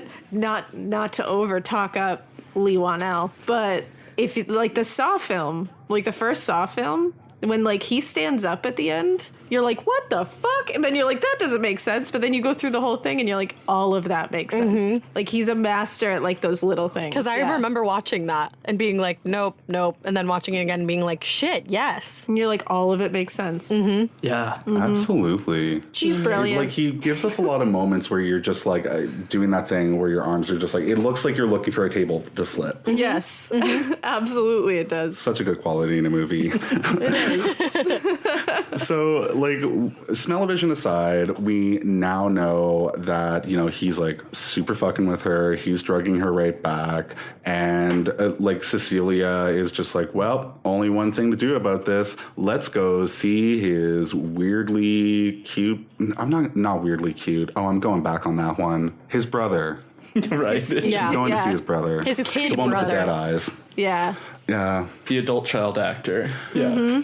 He's a ventriloquist dummy. That's what it is. He looks like the ventriloquist dummy from Goosebumps. Nailed it. Absolutely nailed it. Wow. Shit. I can't unsee that now. I was just having a moment where I was like, what is this image I'm trying to parse out in my head? And it's like, that's it. And the Yeah. weird You thing just is he also transcended. is like a ventriloquist dummy. He literally Yeah. is. Really? Wow. truly that was is. symbolic. Wow. He's Adrian's little puppet. He is. Man. Thank you, R.L. Stein. R.L. Stein. And so, like, now we're back with the brother, and she is basically just like, listen here, you child actor. I know that your brother is fucking with me. I don't know how. She's like Laganja Estranja in season 6 Untucked of RuPaul's Drag Race. Where she's like, Adore Delano, I know you were coming for me. I don't know exactly how or when you came for me, but I just feel like you did. Wow. It's one of those situations. It really works. And then basically, she's just just like, look, I remember when he was still around, I was sitting there not saying a damn word to him, and then suddenly he's repeating my thoughts back to me. She had been, like, she says to the brother, like, she's like, I know this has to be something, because I was sitting there one day thinking about leaving him, and he's just like, hey, if you ever try to leave me, I will always find you, and someday I will just walk up to you without you even realizing I'm there and give you a sign. Which is exactly what he just fucking did. Yep. Exactly. So basically, she's just like, this is the reality. And then the brother is just, again, like giving big Emily energy. He's just like, well, sorry, boo. Let me tell you, I hate my brother just as much as you hate my brother. And then they start just enjoying the crime scene photos together for a moment. Because who wouldn't? Exactly. I'd be like, all right, let's take a look now. Yeah, he's just sitting there in like a random, potentially rented office with his brother's ashes and the crime scene photos of a suicide. Exactly. They're very gruesome crime scene photos. Just like casually in his top desk drawer. Yeah. Because it's just what people do. If you have a loved one who's been brutally murdered, you just, you like to have those crime scene photos on hand. You gotta. Exactly. I And told when you you he's need got to husky eyes, he's dead. when you need to calm their former spouse, you're like, you know what? Take a look at this. It'll make you feel better. I got this on deck Can for always you. be worse. Yeah. At least you're not Adrian. And he just like turns on Family Portrait by Pink in the background. God. He's like, let's look at some pictures. Let's have a journey together through these. I know. I really feel like I'm just creating a new soundtrack for You this really movie are. as we I'm go. better I'm really soundtrack. wondering why Everywhere to Me by Michelle Branch wasn't included at any point in this movie. Oh my god. I know. I'm here for your version of the music. You need to rewrite this. Or Invisible by Clay Aiken. Oh my god. Yes. I mean, The Invisible Man, the There you musical. go. We have a lot of projects to work on. Oh my god, or that 98 Degrees song where they're like, baby to you, all I am is the invisible Oh my man. god, I forgot that existed. Shit. Wow, you're bringing it back. We have a lot on our agenda, everyone. We really do. What if Nick Lachey were the invisible man? Oh, God. Nick Lachey is the invisible man. I'm I convinced. wish he was invisible. Oh my god, it's like Nick and Yeah. Jessica newlyweds, but the invisible Oh my man. God. They could like redo this in quarantine on Zoom. I would love this. We rewatched a little bit of Newlyweds recently because we just randomly wanted to. And holy shit. Yeah. That is the bleakest show you will ever watch. And I used to think it was so depressing. lighthearted and funny. You watch it now and you're like, wow, this is depressing as shit. Like, this is an abusive Like, y'all hated each other relationship. from day one. He was so mean. Yeah, it's like, wow, you absolutely have no respect None. for your spouse. That episode where he's picking bed sheets Yes. stands out so much to me in my memory. It is infuriating. You watch it and you're like, wow, this is not enjoyable at all. No. You're like, I feel like I should not be watching this. Yeah, I shouldn't be seeing these moments. Too intimate. That's kind of like early reality TV Yeah. for you. I mean, like, because that's around the same time that we had Britney and Kevin Oh my god, Chaotic. yes. Oh my god. That's true. Yeah, they were just trying to figure They were shit a lot. out. Yeah. Yeah, they really pushed the boundaries with early reality TV show. I remember there was one where they would get people to do a lie detector test in front of a live audience, yeah. in front of their spouse. I forgot about that. And just get interrogated for money. Wow. I remember that. There was one that we just found out about called Kid Nation, where they took like 40 kids under the age of 15, put them out in like a Wild West village, and had them build a society, Lord of the Flies style. I remember watching that as a kid. It's on YouTube. Oh my god, I need to rewatch that. That's so bleak. That was a moment in time. This is like Very dark. a quarantine podcast series waiting to really happen. It's like a is, watch along to right? Kid Wow, Nation. that's dark. That's dark. That's Newlyweds. You're like imagining that at the end it truly turns out like Lord of the Yes. Flies, and there's like one kid just piggied under a rock. yes. They're all hallucinating that somebody's come to save much. them, but it's actually like Mark Burnett and like a reality crew. my God, yes. Well, speaking of gaslighting, actually, that actually kind of leads us perfectly back into where we really are. does. Because at this point, after the like little meeting with, the husky-eyed ventriloquist dummy brother, we then go back to, I'm not going to check you, boo, Emily's house, and she is not happy about these emails because now we discover that somebody has hacked Cecilia's email account and is sending incendiary emails to the people that she loves. She is displeased. And this is the moment in the film where I finally noticed that Emily has chunky Kelly Clarkson highlights. They're real bad. As a hairstylist, they made my stomach turn. It's true. Ash was like, dear God. It's like they were Yup. trying to make her as unlikable as possible Yeah. at times. Because she gets really unlikable a little bit more later on. But this is the point where you're just like, whoa, you don't believe your sister. Because she's like, I didn't write these emails, dude. And she's like, well, sorry, boo, you did. And basically, it turns out that, like, in this email, Cecilia's called her suffocating. But all tea, Emily seems kind of suffocating. It's true. It's true. She really does at times. She's like weirdly likable sometimes and then like super hateable other times. Yeah. Yeah. Like, nobody deserves this, but it's like, well, I mean, maybe take the criticism at least. Yeah. And then at the end of the day, she's basically just like, Cecilia, you need medication. Get off my doorstep. Closes the door in her face. And then Cecilia goes back home and confirms that, yes, this email was sent from her computer at 6 a.m. And she just breaks down into tears. It's so sad. Well, and her sister was so mean to her. She's like, if you're too, like, stupid to realize who the good guys are and too weak to get away from them, then that's on you. And you're like, little harsh, Scratch. Damn. Little harsh. You gotta reel it in. Especially to, like, a victim of abuse. Yeah. She was not understanding. Yeah, not understanding at all. And in this world of, like, internet spam and stuff, like, it's just totally believable that somebody would hack an email and send terrible emails to people in your contact list. Yeah, if anything, you just got confirmation that Adrian's brother is extremely unlikable. Right. So, like, even if you don't believe that Adrian is not dead, you might be able to believe that it was the daughter. Definitely. Like, do you really think Cecilia said all of that to you? Like, let's take a look at Cecilia. I don't think she wrote that to you. Right. No, and you just, like, majorly helped her out. It's like, I don't think, given the character we've seen so far, that she would be, like, turning on the people that have helped her like that. Exactly. No way. But this is what he does, and she even says it in the movie. It's like, he does this shit to isolate me. Which is like classic abuse. Because we also don't know what he's maybe done to Emily behind Cecilia's back that Cecilia's unaware of to make her react that kind that's of true. way. Absolutely. Yeah, because then we come back to the house and, like, Cecilia, like I was saying, confirmed the email, is in a ball crying. And this is when Sydney, James's daughter, comes up and is like, hey, maybe we can, like, do a girls' night, eat some cake, it'll be cute.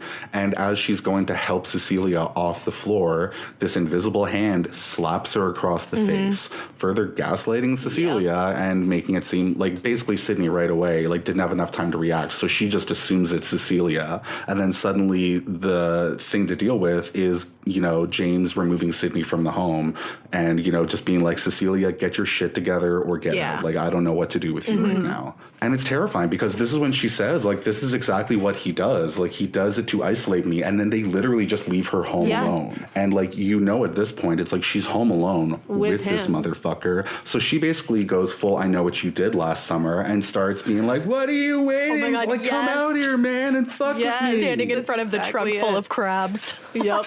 Absolutely. She's just like pulling more and more crabs out, throwing them on the floor to create like a trail for him to break. Wow. I wish that she had done that because ultimately she ends up like wasting the house's coffee. Yeah, that was We were real mad at that. Not the best I was move. like, they're already mad at you. Maybe don't waste all their coffee fuck the whole thrown on house the floor. And then paint later. Exactly. It's like, if anything else, brew yourself a cup right now because you're going to be up all night. And also, like, there are just better things to waste. Exactly. Yeah. Flour. Yeah. Plenty of things. Yeah, flour would have been a great option. Yeah. Anything else? Just crabs. It's just all over the crabs. floor. Just like, That's how we're rewriting it King in crab. the musical. It will be Yes. crabs.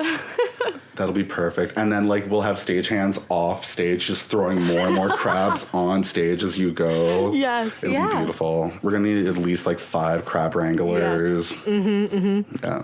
Oh, I can't I'm gonna wait. get sued by Beautiful. PETA. Just, like, 4 drag queens and a stage full of crabs. Yes. What else does anyone Love need, it. really? Like, move over, humanity.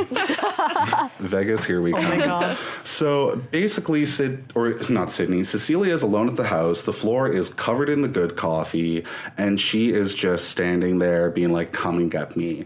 And she decides to pull out her cell phone and call that motherfucker's phone. And of course, you start to hear the vibration up in the attic. I would piss myself in that moment. I'd run out of the house. I would not be going anywhere near that fucking attic. Like, bad bitch alert, Cecilia. Exactly. So, like, honey, the calls are coming from inside the house. So now you got to tiptoe over that Nescafe that you just fortified the house with. And yeah, like, she ends up going up to the attic to figure out what's going on. So good thing that you just bought that ladder. That's true. Foreshadowing, am I right? But not really, because she's going to waste that motherfucker real soon. We'll talk about that. So Cecilia's up in the attic. And then this is when it's almost like in a horror movie when a house is haunted and they look in the walls and they're like, oh, this is the photo of the little girl in the white dress. Yep. This is her hair locket. And this was her journal. We found everything. Exactly. It's just all conveniently placed in one corner of the attic. At this moment, you're kind of like, is he sleeping in the attic, or did he just like create like a little installation for her to like experience? Yeah, I think it was an installation. Very deep, very artsy. I think so. I vote that.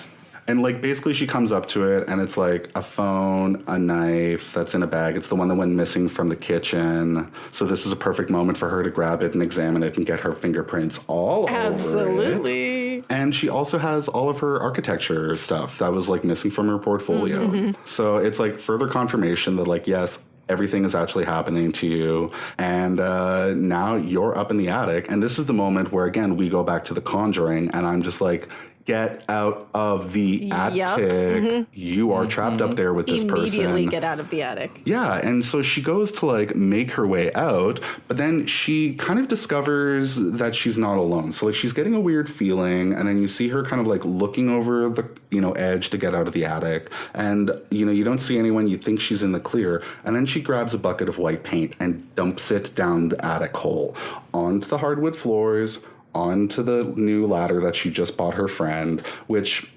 she's not going to be able to afford later. So you really just wasted that ladder. But I guess it's not a story about a ladder. I'm just like really fixated on that shit. But then she also happens to get paint, all over the invisible person that's stalking her. So that's kind of that was an amazing moment when you finally get to see the form really quick. And he's so mad. It's so satisfying. Yeah. Oh, and the thing is, you know that like she knows that she's up there because she's looking at the phone and a text comes in that says surprise. Right. Huge Which moment. is like a little bit of a game that he's playing with her throughout this movie, where like this is kind of, I think this may be the first instance of it, but he ends up like dropping surprise, like to kind of indicate his presence every moment. So this is like a big moment of that. That's kind of where it starts, I think. So, we have our little Jackson Pollock moment. Paint goes everywhere. And the invisible man just nopes out of there. Like Cecilia recedes back into the attic. He's obviously run away. She sees a trail running down the hallway. So she feels it's safe to kind of come down. Elizabeth Moss pulls herself down from the attic like a badass because the ladder's been knocked over. I would have broken my ankle. But what Yeah, no, same here. I believe it was Elizabeth. I like to imagine it was Elizabeth Moss. It was. We all know it.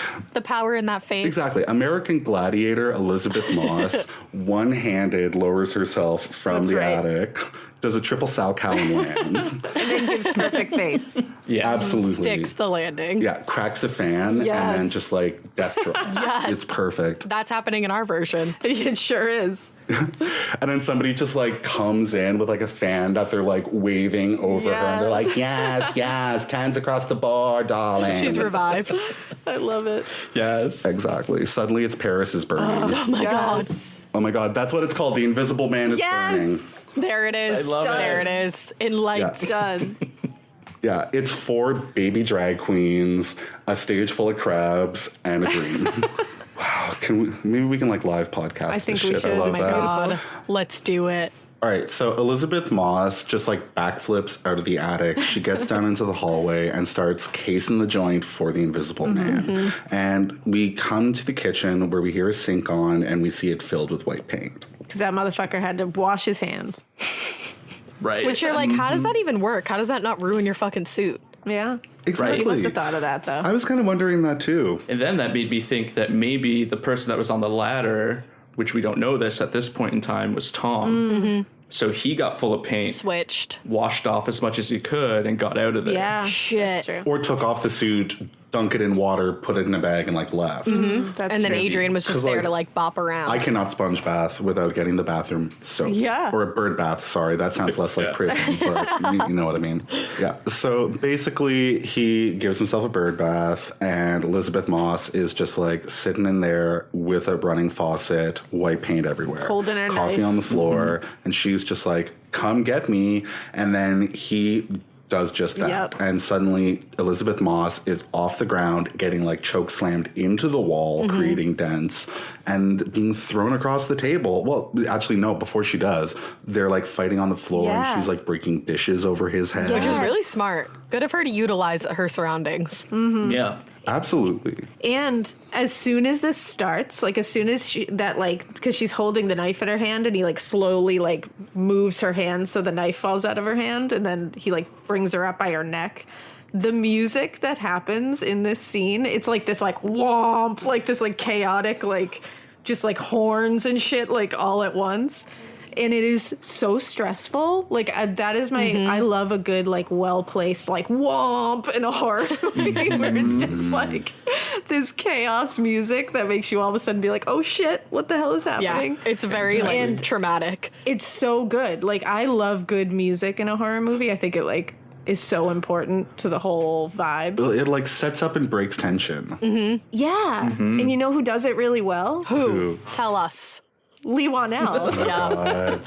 Leigh Whannell not only started the band Whitesnake, invented the major scale thousands of years ago. Now he's back to grace us with cinematic genius. Yes. Informed With his by scoring music. genius. Leigh Whannell tells stories with his music, man. I love it. He totally does. To only exist in the Leigh Whannell world. Yes. But now basically we're just like, it's Smash Mouth. We're like hitting people. I mean, it's a melee. I got nowhere else to go with that. She gets thrown across the table. Like, what do you say about that? Yeah, it's intense. And it gives you a little glimpse, too, of how bad he was. Like, that's when we're like, oh, shit, okay. Like, this is what he does. That is true, because I never thought about, like, up until that point, he's just fucking with her. And he honestly could have just walked away at this point. But something has just gotten him, like, viciously fighting. Like, he's just shown us that, like, he's willing to slap a kid. Yep. And I think it was the paint. The paint, I think, like, set him off. It was like she threw paint on his beautiful creation, exposed him when he was never supposed to be exposed in this thing. He went into a rage, and it's like he's so comfortable with how violent he is with her in that moment that you're like, he's done that before. And I think it speaks to the point of that it was Tom all those other times, like, and especially right before when the paint was thrown on him, and then it's like Adrian is back and you can see when it's Adrian. Yeah. Absolutely, because there are these times in the movies, like, as we start to get through it, you start to learn that, like, there definitely is more than one invisible man. Like, I guess we haven't explicitly said that yet, but if people are listening, they probably know. But, like, yeah, this definitely, like, drives it home, because there's, like, that inconsistent action. But, yeah, like you're saying, in those times of aggression, you can definitely feel Adrian's presence. Absolutely. Yeah, and then basically they're like wrecking the place, they're fighting, and Elizabeth Moss is able to get out of there. She gets out to the road and calls a Lyft, which thankfully for her is right around the corner. That poor Lyft driver. I know. God. She better have given him 5 stars in retrospect. I sure hope so. I bet she And a gave him a hefty really tip. good tip. Yup. 100%. But the thing is, too, it's like if I were a Lyft driver and picking a really scared person up at 4 a.m. who's like, just drive, get me far away from here, I wouldn't take a 15-point turn. No. Oh my God. And like slow as fucking molasses. You're like, honey, gun it. Yeah, it's like you're waiting for a window to get punched in or for the car to hit somebody or just something like that. But as it seems, Cecilia has been able to get off scot-free, well, not scot-free, but get the hell out of there. And it looks like they're not following necessarily, or they're getting out respectively. Right. Yeah. And then she takes an all-night Uber drive because she gets $100,000 a month, baby, and she can afford it. That's right, she can. And I should clarify, it's Lyft, not Uber, so I guess I can't be colloquial with that. Right. Not the same thing. I don't want to get anyone sued here. But basically, she, like, in what could be a really great commercial for Lyft, gets taken to his home, like, on the shores of wherever the fuck they are. And basically, again, without the questioning of the Lyft driver, she basically rolls up to this compound of a home. Like, she leaves, like, a really residential, kind of normal neighborhood, goes to, like, the dream world, goes out in front of a mansion, and she's like disheveled at 4 a.m. and just being like, hey, you just wait here in front of this gate. I'm going to go into this house and, you know, come back, and then you're going to drive me back to where I was. Like, if I was this person, I'd be like, this woman is about to steal something. Yeah, that's a good point, actually. Or I'd just be like, I'm not waiting. See ya. I was not expecting him to be chilling there. No, Totally. me either. Because I'd be like, no, I'll take the 1 star. If I were the Lyft driver, I'd be like, I think I'm a part of a murder right now. or be I'm like, an accomplice. What's right? chasing you? Because I don't want it to catch me. Yeah. Exactly. But I mean, hey, believe women. He believes her, and he's just kind of like, Yeah. all right, there's no doubt. He follows her lead, and Elizabeth Moss Good is for able that to like guy. get back into Adrian's home, and then suddenly we're at like Skydancer HQ, just out there on the water, and there are dust covers everywhere. Yeah, it was really spooky. Yeah, and it's like, how do you just have dust covers for everything in your home? Like, is that rich people shit? Like, Oh yeah, that's definitely Has rich to be. people shit. It's like you spend $500 in dust covers to save your like $2 million in furniture. Right? Exactly. yeah, it's just like pocket change. But like, I don't know. I just tried to imagine the whole time, like, what rapper lived in this house in the late or like early 2000s, late 90s. Because like, I'm sure yeah. this house has been on Cribs. Oh, Has for to sure. have been. For sure. And then we get reintroduced to, you know, the diva of the whole movie, Zeus. Oh, Zeus. Sweet little baby. I'm like, here's your second chance to take him. Absolutely. Yeah. And like, Missed furthermore, opportunity. I'm sitting there going like, oh my God, he's left alone at the house. But at the same time, you're like, oh, no. He's not left alone at the house. This means somebody's there. So you're kind of like pulled in Exactly. two separate directions in this moment. Yes. Yep. It's true. And that's the moment where you're like, oh, wait a second. Yeah. Like something Someone is not still right. lives there. Yeah. But they've gone as far to put dust covers everywhere. So this is just like, ooh. We're dealing with a Wow. psychopath. Yeah, totally. Like, it's the long con. And from there, Cecilia starts poking around. Now, she knows that she probably doesn't have a lot of time because you're half expecting the invisible, you know, Mario Brothers to show up at any point. But she's able to make it back to the lab. And this time, she ends up going up to this machine that she at first kind of looks at questionably in the first shots of the movie. But this time, she's like, I need to get access to this thing and figure out how he's doing all this shit. Because obviously, this has to do with what's going on. Yeah. So it's their anniversary date, which shows you that there's still some kind of obsession at play. And that's the thing that's messed up when you think about it. It's like this is him pursuing wanting to be with somebody. Like, it's Yeah. insane. Like that's the end game. Like his end game Yeah. is getting her back. And again, it's like that car window moment where it's like this aggro dude just popping off. And it's like, do you think that by popping off, this person is suddenly going to be like, you've abused me and gaslighted me and ruined my world up until this point? I totally get it. Yeah, I like, love you know what? You know, like, Right. It's all clear now. Yeah. Yeah. let's play spin the bottle like old times. Yay. Just the two of us. Let's go back to France.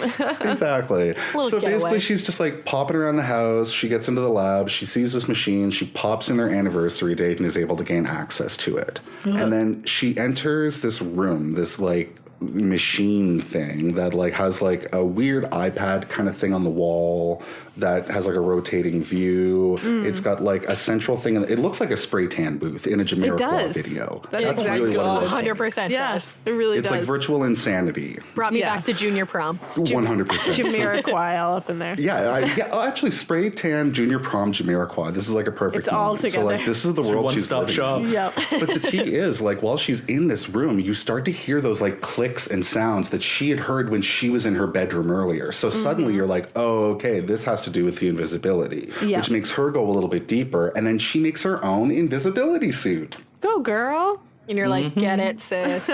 Because fashion is for everyone, and It is. invisibility suits go beyond gender. I love it. So basically, it must be in four-way stretch as well, because it just like automatically fits everyone's body. Which Yes. again, love a garment like I was that. going to say we love that. One size fits all. The Invisible Man, if nothing else, is a lesson in the future of democratic fashion. Yes. Democratic fashion. Yeah. You got it. A little bit for Yeah. everyone.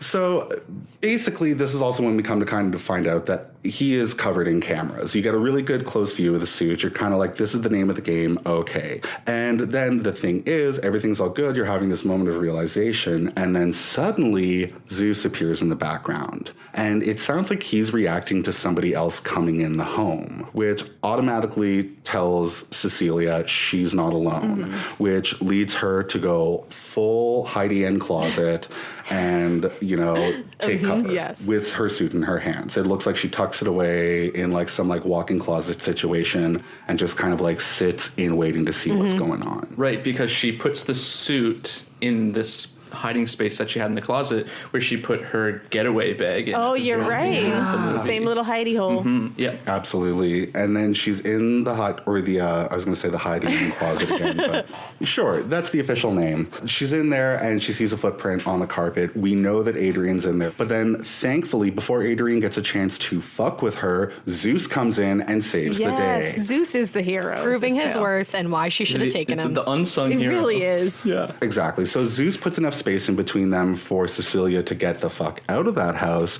She gets back into her lift, which, I mean, I'm kind of like, wouldn't Adrian just kill the Lyft driver? But, you know, I'm kind of glad he didn't. Yeah. She ends up getting back out on the road, heading back toward James's house. And on her way in the car, this is when she calls Emily and she's just like, hey, we got to talk. I'm putting things together. We have to meet up. And thankfully, regardless of the emails, Emily is willing to meet with Yeah. her. That's some sister shit. And that is when we cut to the strangest rendezvous place. Wait, I want to go ever. there so badly. I need to know what this restaurant is. We were watching it, and Alaina was like, "You would absolutely eat dinner there," and I was like, "Yup." Yeah. 100%. It was an interesting spot. It was kind of like fusion Yeah. hell. And like the clientele was like super young. Yep. Like The waiter was the it's worst. Just everyone was very hip. It was very Fast and the Furious. And it was, Yeah. so basically they're at the table and like Emily and Cecilia are there. They're like, we're happy to meet. But then the waiter comes up and Emily is a huge dick, objectively, to the waiter. This is kind of what sours me with her, where I'm just like, no. How you deal with customer service people indicates how you are as a person. It's so true. I get so angry when people are rude to like waiters or salespeople or anything. Like, it's one of my biggest pet peeves. And immediately I'm like, oh, fuck off. I don't Because like you. Taylor doesn't know the situation that you're in. Yeah. Exactly. Right. And it's not like he's like walking up giving anything but niceness. Yeah. Like if he had walked up and even given you like a modicum of sass, it can make you go like, okay, well maybe that's where it's coming from. But really it's just Emily giving this young person a real shit Yeah. time. And basically she's just like, I need space. And the waiter fucks off. They're starting to have a conversation and Cecilia is just like, hey, I know this sounds wild, but this is kind of what's going on. And then out of nowhere, a knife just floats up in the air. And this is the knife that, you know, we saw earlier come out of the kitchen, go up to the attic, and now it's at this restaurant. Cecilia's hand grips around it and it slits her sister's throat there at the table. And within seconds, everybody in the restaurant notices. And like the first person to notice looks like Pink. So Pink is extremely upset The about scream this. heard round the world. Exactly. And then like Zoe Deschanel with Space Buns and her boyfriend Russell Brand, who are like very close to the table, are like running around looking extremely shocked. And everyone's just looking at Cecilia, who's standing there just looking like a solid earth tone dancer. With a just knife in like in a her little hand. off the shoulder number, being like, I don't know what's happening. That scene is one of like maybe two scenes in two movies in my entire life that I like audibly gasped when it happened because it just happened so fast and I was like, oh. I was so excited to watch that with you. And like Ash was with me, I literally gasped. She did. I was like, holy shit. You have no time to take No, it in. happens when it slits her throat. You're just like, whoa, like what? How did that happen? Yeah, because up until that point, it wasn't that No. kind of movie No. either. So I don't think you were expecting things to go that Yeah, far. It really It takes such a escalates turn. things to like the turning point. Absolutely. Yeah, it's the Leigh Whannell way. It's Leigh Whannell, man. Leigh Whannell. It's the power. And then maybe this is because I just watched Tiger King recently, but part of me was expecting like a manager to come out and be like, just so everybody knows, we just had a situation where a customer had their throat slit. Yes. You know, like wearing like a paramedic jacket. But you guys can come back in. Yeah. Half off apps. Yeah, I'll give you half off your meal Yeah. tonight. Free side salads. I don't know what we can So do here. true. Like crazy bread. This fusion restaurant would have crazy bread, I'm sure. 100%. It definitely With a did. good dipping It sauce. would have like a fluorescent light tube like jammed into it. It would be like, yeah, anyway, light up bread aside. So shit really goes down at this restaurant and Cecilia is dragged away to an institution where she is sedated, strapped down to a table, and is just essentially left there in a tiny room to black out and face whatever legal ramifications she is about to face. Fun. For allegedly killing her sister. And this is when we hear, before she fully goes out, Yes. the word surprise. Yes. Just telling us that he's there with us. So creepy. I did not hear that. Oh, you didn't? No. Oh yeah, just as she's fading out after getting her injection, it's just like surprise. She's alone in the room and you just hear the voice. I need to rewatch that scene. So good. And like, there's a moment where you can even go like, is she just imagining this? But again, in the theme of believing women, it's just like you're accepting it as it is. So essentially now Cecilia is arrested, strapped down to a bed, and stuck with So him. terrifying. So spooky. And the great thing about this movie though is you feel those feelings. You're just like, as a watcher, you feel like there's just this total sense of helplessness. Like, what is she going to do now? And then like you're sitting there watching it happen. You're like, what am I going to do now? You're like, I believe her. What's going to happen? I gotta help see. Yeah, Tyler and I are sitting there and we're like, as men, how can we make this about us? Yeah. So basically, this is the situation Cecilia's in. It is bad news bears all around. And then we are into interrogation the next day with her best friend James, or good friend James, and Officer George Harrison, as I like to call him. George Harrison. And they're essentially sitting there, and James is feeling really bad about the whole situation. Cecilia is straight up like, he is watching me, which is just making her sound even more kind of off kilter, you know, which is adding to their narrative. At this point, she's also like a day into grieving the sudden murder of her sister on top of it all. That she watched right in front of her. Exactly. And now they're in the room, and she's basically saying, like, I think he's even in here. And the camera starts to turn to the corner. And you're getting the sense that he is kind of in there, just like laughing away in the corner. Oh, yeah. So unsettling. And this is where I would have like read Rover the situation, be like, okay, we're in a small room, he's here. Let's just like join hands and just make a big walk. And we're going to get him.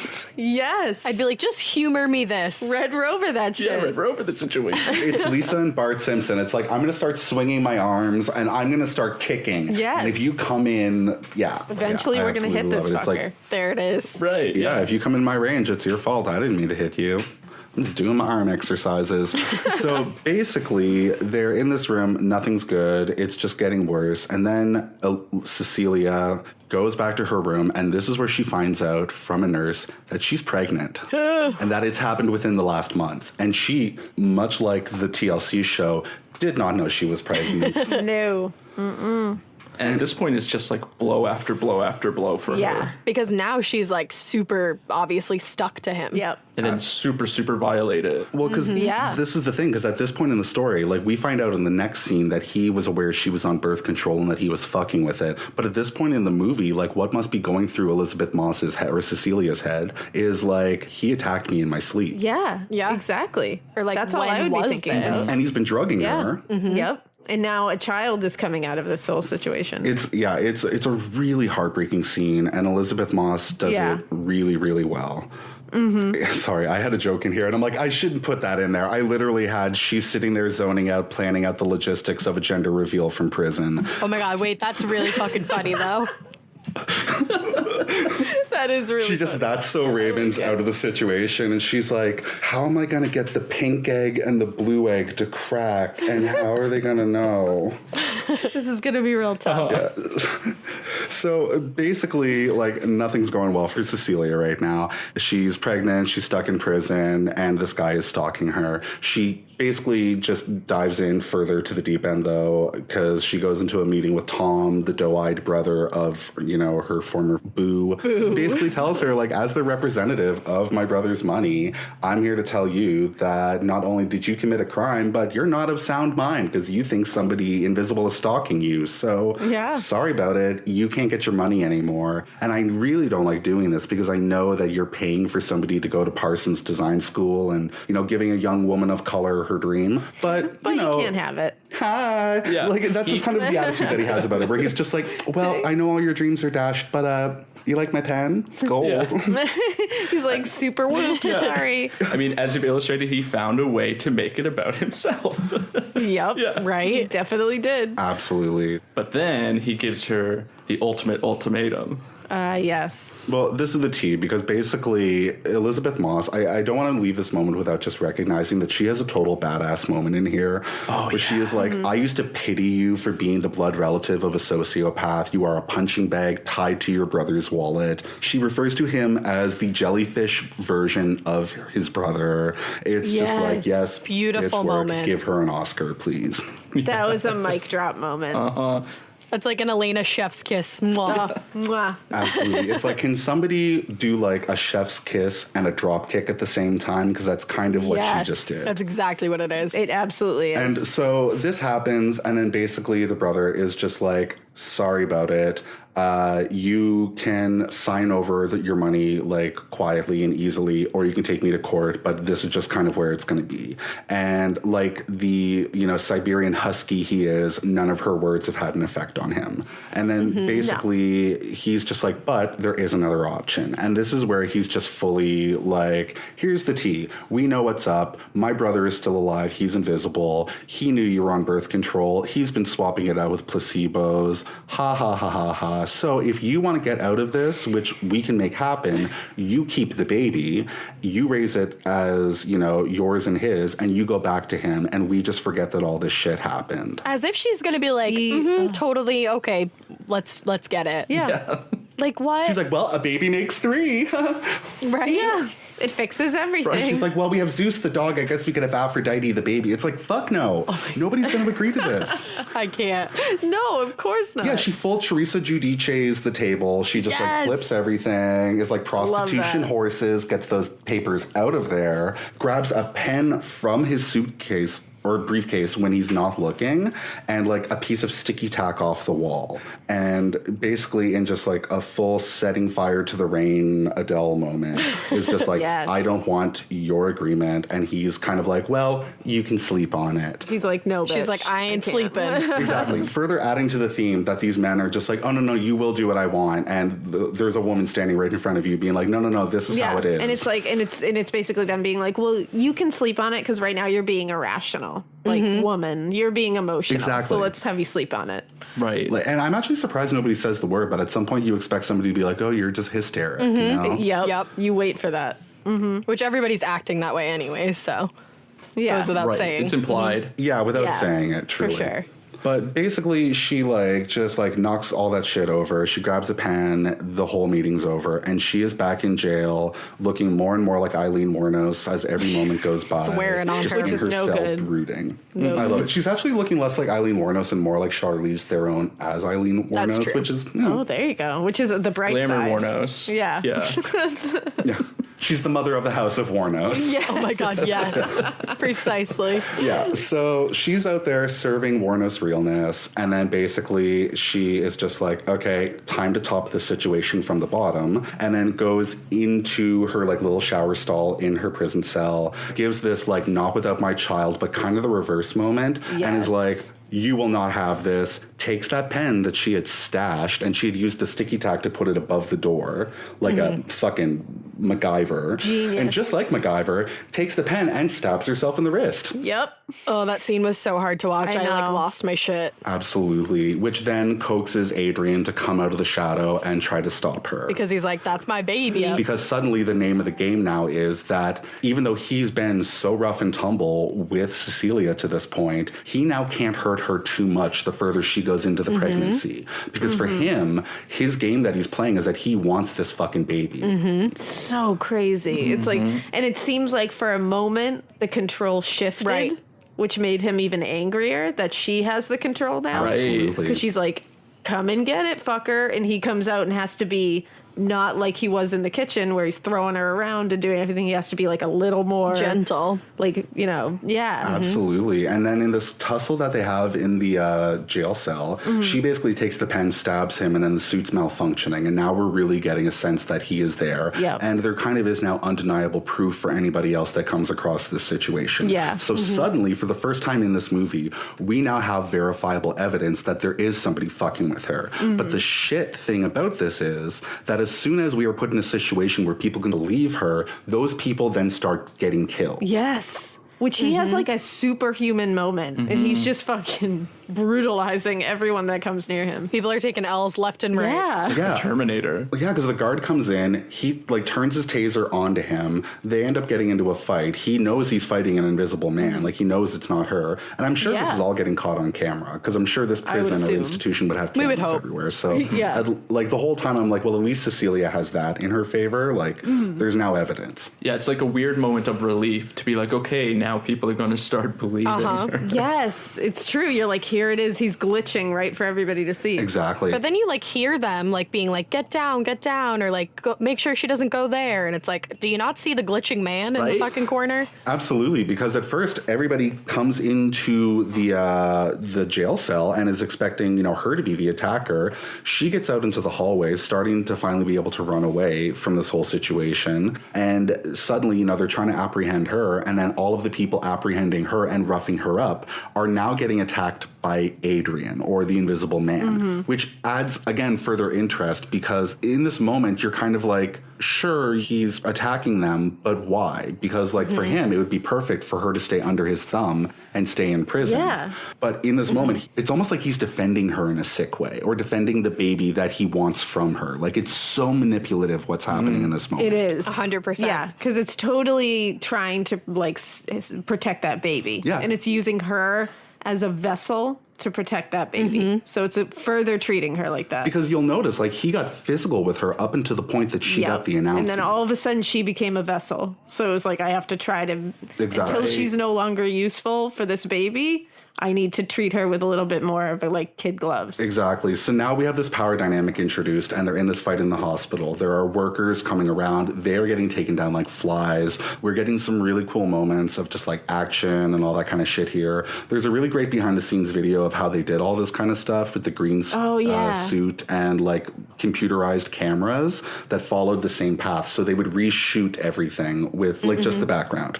But yeah, basically they're in the hallway, all taking each other down. The camera is just going wild everywhere, and Cecilia is able to make it out into the parking lot. Now, high drama. There's rain.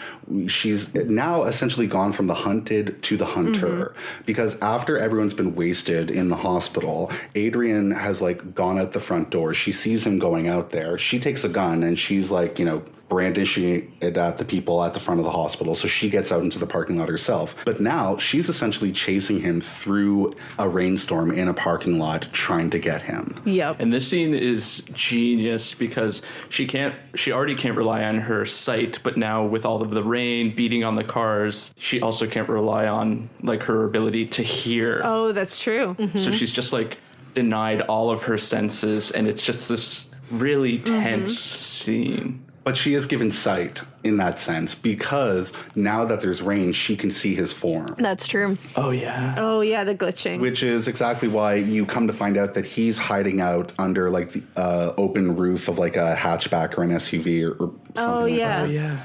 And she has been like searching the parking lot. And basically, as Elizabeth Banks or Cecilia is searching for him in the parking lot, she is getting chased by the people from the hospital. And basically, she ends up finally finding him. And like the whole time, the Invisible Man is like shooting the hospital people that are coming to her with guns, trying to arrest her. And this is when they meet underneath the back hood of the car, and where he's just like, look, I'm not going to fuck with you. But if you think you are smarter than I am, and if you think you are getting an upper hand, you are not. Because I will take down everyone around you that you love before I come for you. And then basically just disappears into the night. Which you immediately know what that means. You're like, oh, he's going to the house. Well, and he says, like, it's your fault. It's your fault if something happens to Sydney. Like, you have I think he says you have yourself to thank. Oh, yeah, it's like you have yourself to thank if that, like, little girl, blah, blah, blah. So right away, you're like, he's coming for Sydney next. So now it's a race to get back to the house. And Cecilia goes full Grand Theft Auto. Like, a guy crashes into a car because of the Invisible Man exiting. I keep saying the Invisible Man because I don't want to say Adrian or Tom because we don't really know. Yeah, because it's hard to figure out. No, it's a good point. But basically, like, dude gets in a car crash. He kind of comes out of his car, like, shell-shocked. She just runs in, takes the car, leaves, hangs up the phone with his wife, and then calls James, who is utterly confused. And in a moment of, like, kind of role reversal, there's this person with, like, real-world concerns who's like, I'm a cop, you're an inmate. Why are you calling me now? Like, what's going on? And she's like, quiet your pretty little mouth. Man. Just listen like, to it's me. fine. And right before that is when we get the Jigsaw cameo on the fence in front of where the guy crashes his car into. Yeah, it's really quick. Yes. Love that. Leigh Whannell. And the Leigh Whannell of it all. And actually, speaking of which, I do feel like this was a missed opportunity for Leigh Whannell because this is where I would have put Invisible by Clay Aiken. Oh, yes. Yes. So just true. to kind of relieve the tension. Yeah, that definitely would relieve the tension. You could have put it on the radio. Yeah. After she hung up with the wife. There it is. Exactly. Or whoever was on the It phone. could have blasted on the radio when she turned off Just the like, Bluetooth. Pablo's invisible. And she's like, Yeah. but you fucking are, damn it. That would have been perfect. Yes. And she would have been like, oh shit, like from like an urban legend. Yup. When what's his name? Joshua Turn Jackson gets in the car and the Yeah. Dawson's Creek theme song starts playing and he's like, oh, fuck that. Oh, They I could have love done the same that. thing. Yeah, see, I was totally thinking of the other part in the beginning when it's like turn around. Right, Yes, yeah. too. Total Eclipse of the Heart, my lip sync song. Yes. It makes a second appearance. It's all connection. Who knew that there were so many references to Bonnie Tyler in that movie? They're always there if you're willing to look hard enough. In every movie out there are actually at least 4 references to Bonnie Tyler Every songs single if you one. really look deep enough. It's like 6 Degrees of Separation with Bonnie Tyler. Yes. And then basically, we get back to the house, and it turns out, even though Cecilia is like hot on her way, Sydney's in bed, and there's somebody in there with her. And suddenly, the mace that Sydney had in her room comes in real fucking handy. Yeah, it does. Because she pumps that fucker into the room, and this invisible idiot falls into her dresser. I loved that. Side note, her nails are on fucking Yeah. fleek. Those turquoise ones? Yes. Yes. Yeah. I was like, okay. Look, I stan a saucy teenager with acrylics and a dream of going to fashion school. Especially if she's got mace at her bedside table. It's like, wow, we vibe. That was me. My crackle nails. And she used it. She really used it. Nothing but respect for Sydney. Yeah, I love Sydney. And like, here's the thing. Basically, like, this just turns into another knockdown, drag-out fight. Like, he slammed into the dresser. We got like a moment of slapstick comedy, and then Cecilia arrives. Or no, is she there yet? No. James arrives. James and comes, like, yeah. basically, as Sydney is running out of the room after he's like into the dresser, she then gets clotheslined in the hallway, which tells you that there is a second person in the house, like verifiably, because whoever this is that attacked her in the room is still in there fumbling over her nightstand. So essentially, she's fighting this person in the hall. At this point, James, who has been alerted by Cecilia, shows up, and it's time for him to try to fight these invisible fuckers. And like, I start to get scared. I'm like, no, Yeah. don't take him. I like him. He's the good one. And you think that I was so upset. you really think he didn't make it out of that for a second. Yeah. I was so upset. Absolutely. And basically, like, he gets his ass kicked, left out on the ground, and then Cecilia comes in with a fire extinguisher and a gun, takes down, this invisible attacker and shoots them a whole bunch of times. And then this is finally the moment where we have somebody in an invisibility suit dead on the ground, and we can finally know, as Alyssa Edwards would say, what the fuck is going up here on this good day? Yes. It's the movie's Scooby-Doo moment. We get to unmask the villain. Exactly. Except in Scooby-Doo, the killer or like the person is not usually bleeding out on the ground. Not usually. Although in my Scooby-Doo, they Yeah, are. not It's adult usually, but, Scooby-Doo. I mean, they're remaking gritty versions of everything. We just need a gritty version of Scooby-Doo. we really do. Exactly. The world needs that. And this really is like a stupid idiot of a character It's that you're true. unveiling. You're like, oh, of Yeah, course you're it's like, what the Yeah. just like in Scooby-Doo. It was the guy that ran the general It store, always of course. Yup. No, they always do like what's new Scooby-Doo or like Scooby-Doo, where are you? So like, what would that be? Hey girl, Scooby-Doo. There it Waiting is. for it. Go girl, Scooby-Doo. I there love you that. Go, All girl. right. So basically, shit's really going down. The brother dies. We get this confirmation here. James turns out to be alive, and suddenly we're getting into like what we think is the wrap up. Because right after this, it goes to Adrian's home, and there's a SWAT team in there, and they're raiding the apartment. And the whole time I'm like, Zeus, are you okay? Where's but Zeus? it looks like they're down in the basement. Zeus is nowhere to be found, but they hear muffled screams behind a wall, break down like some sort of wall in the basement, and there's Adrian tied up to a chair and gagged. Like a little bitch. And you're like, bitch, how did you do this? Right?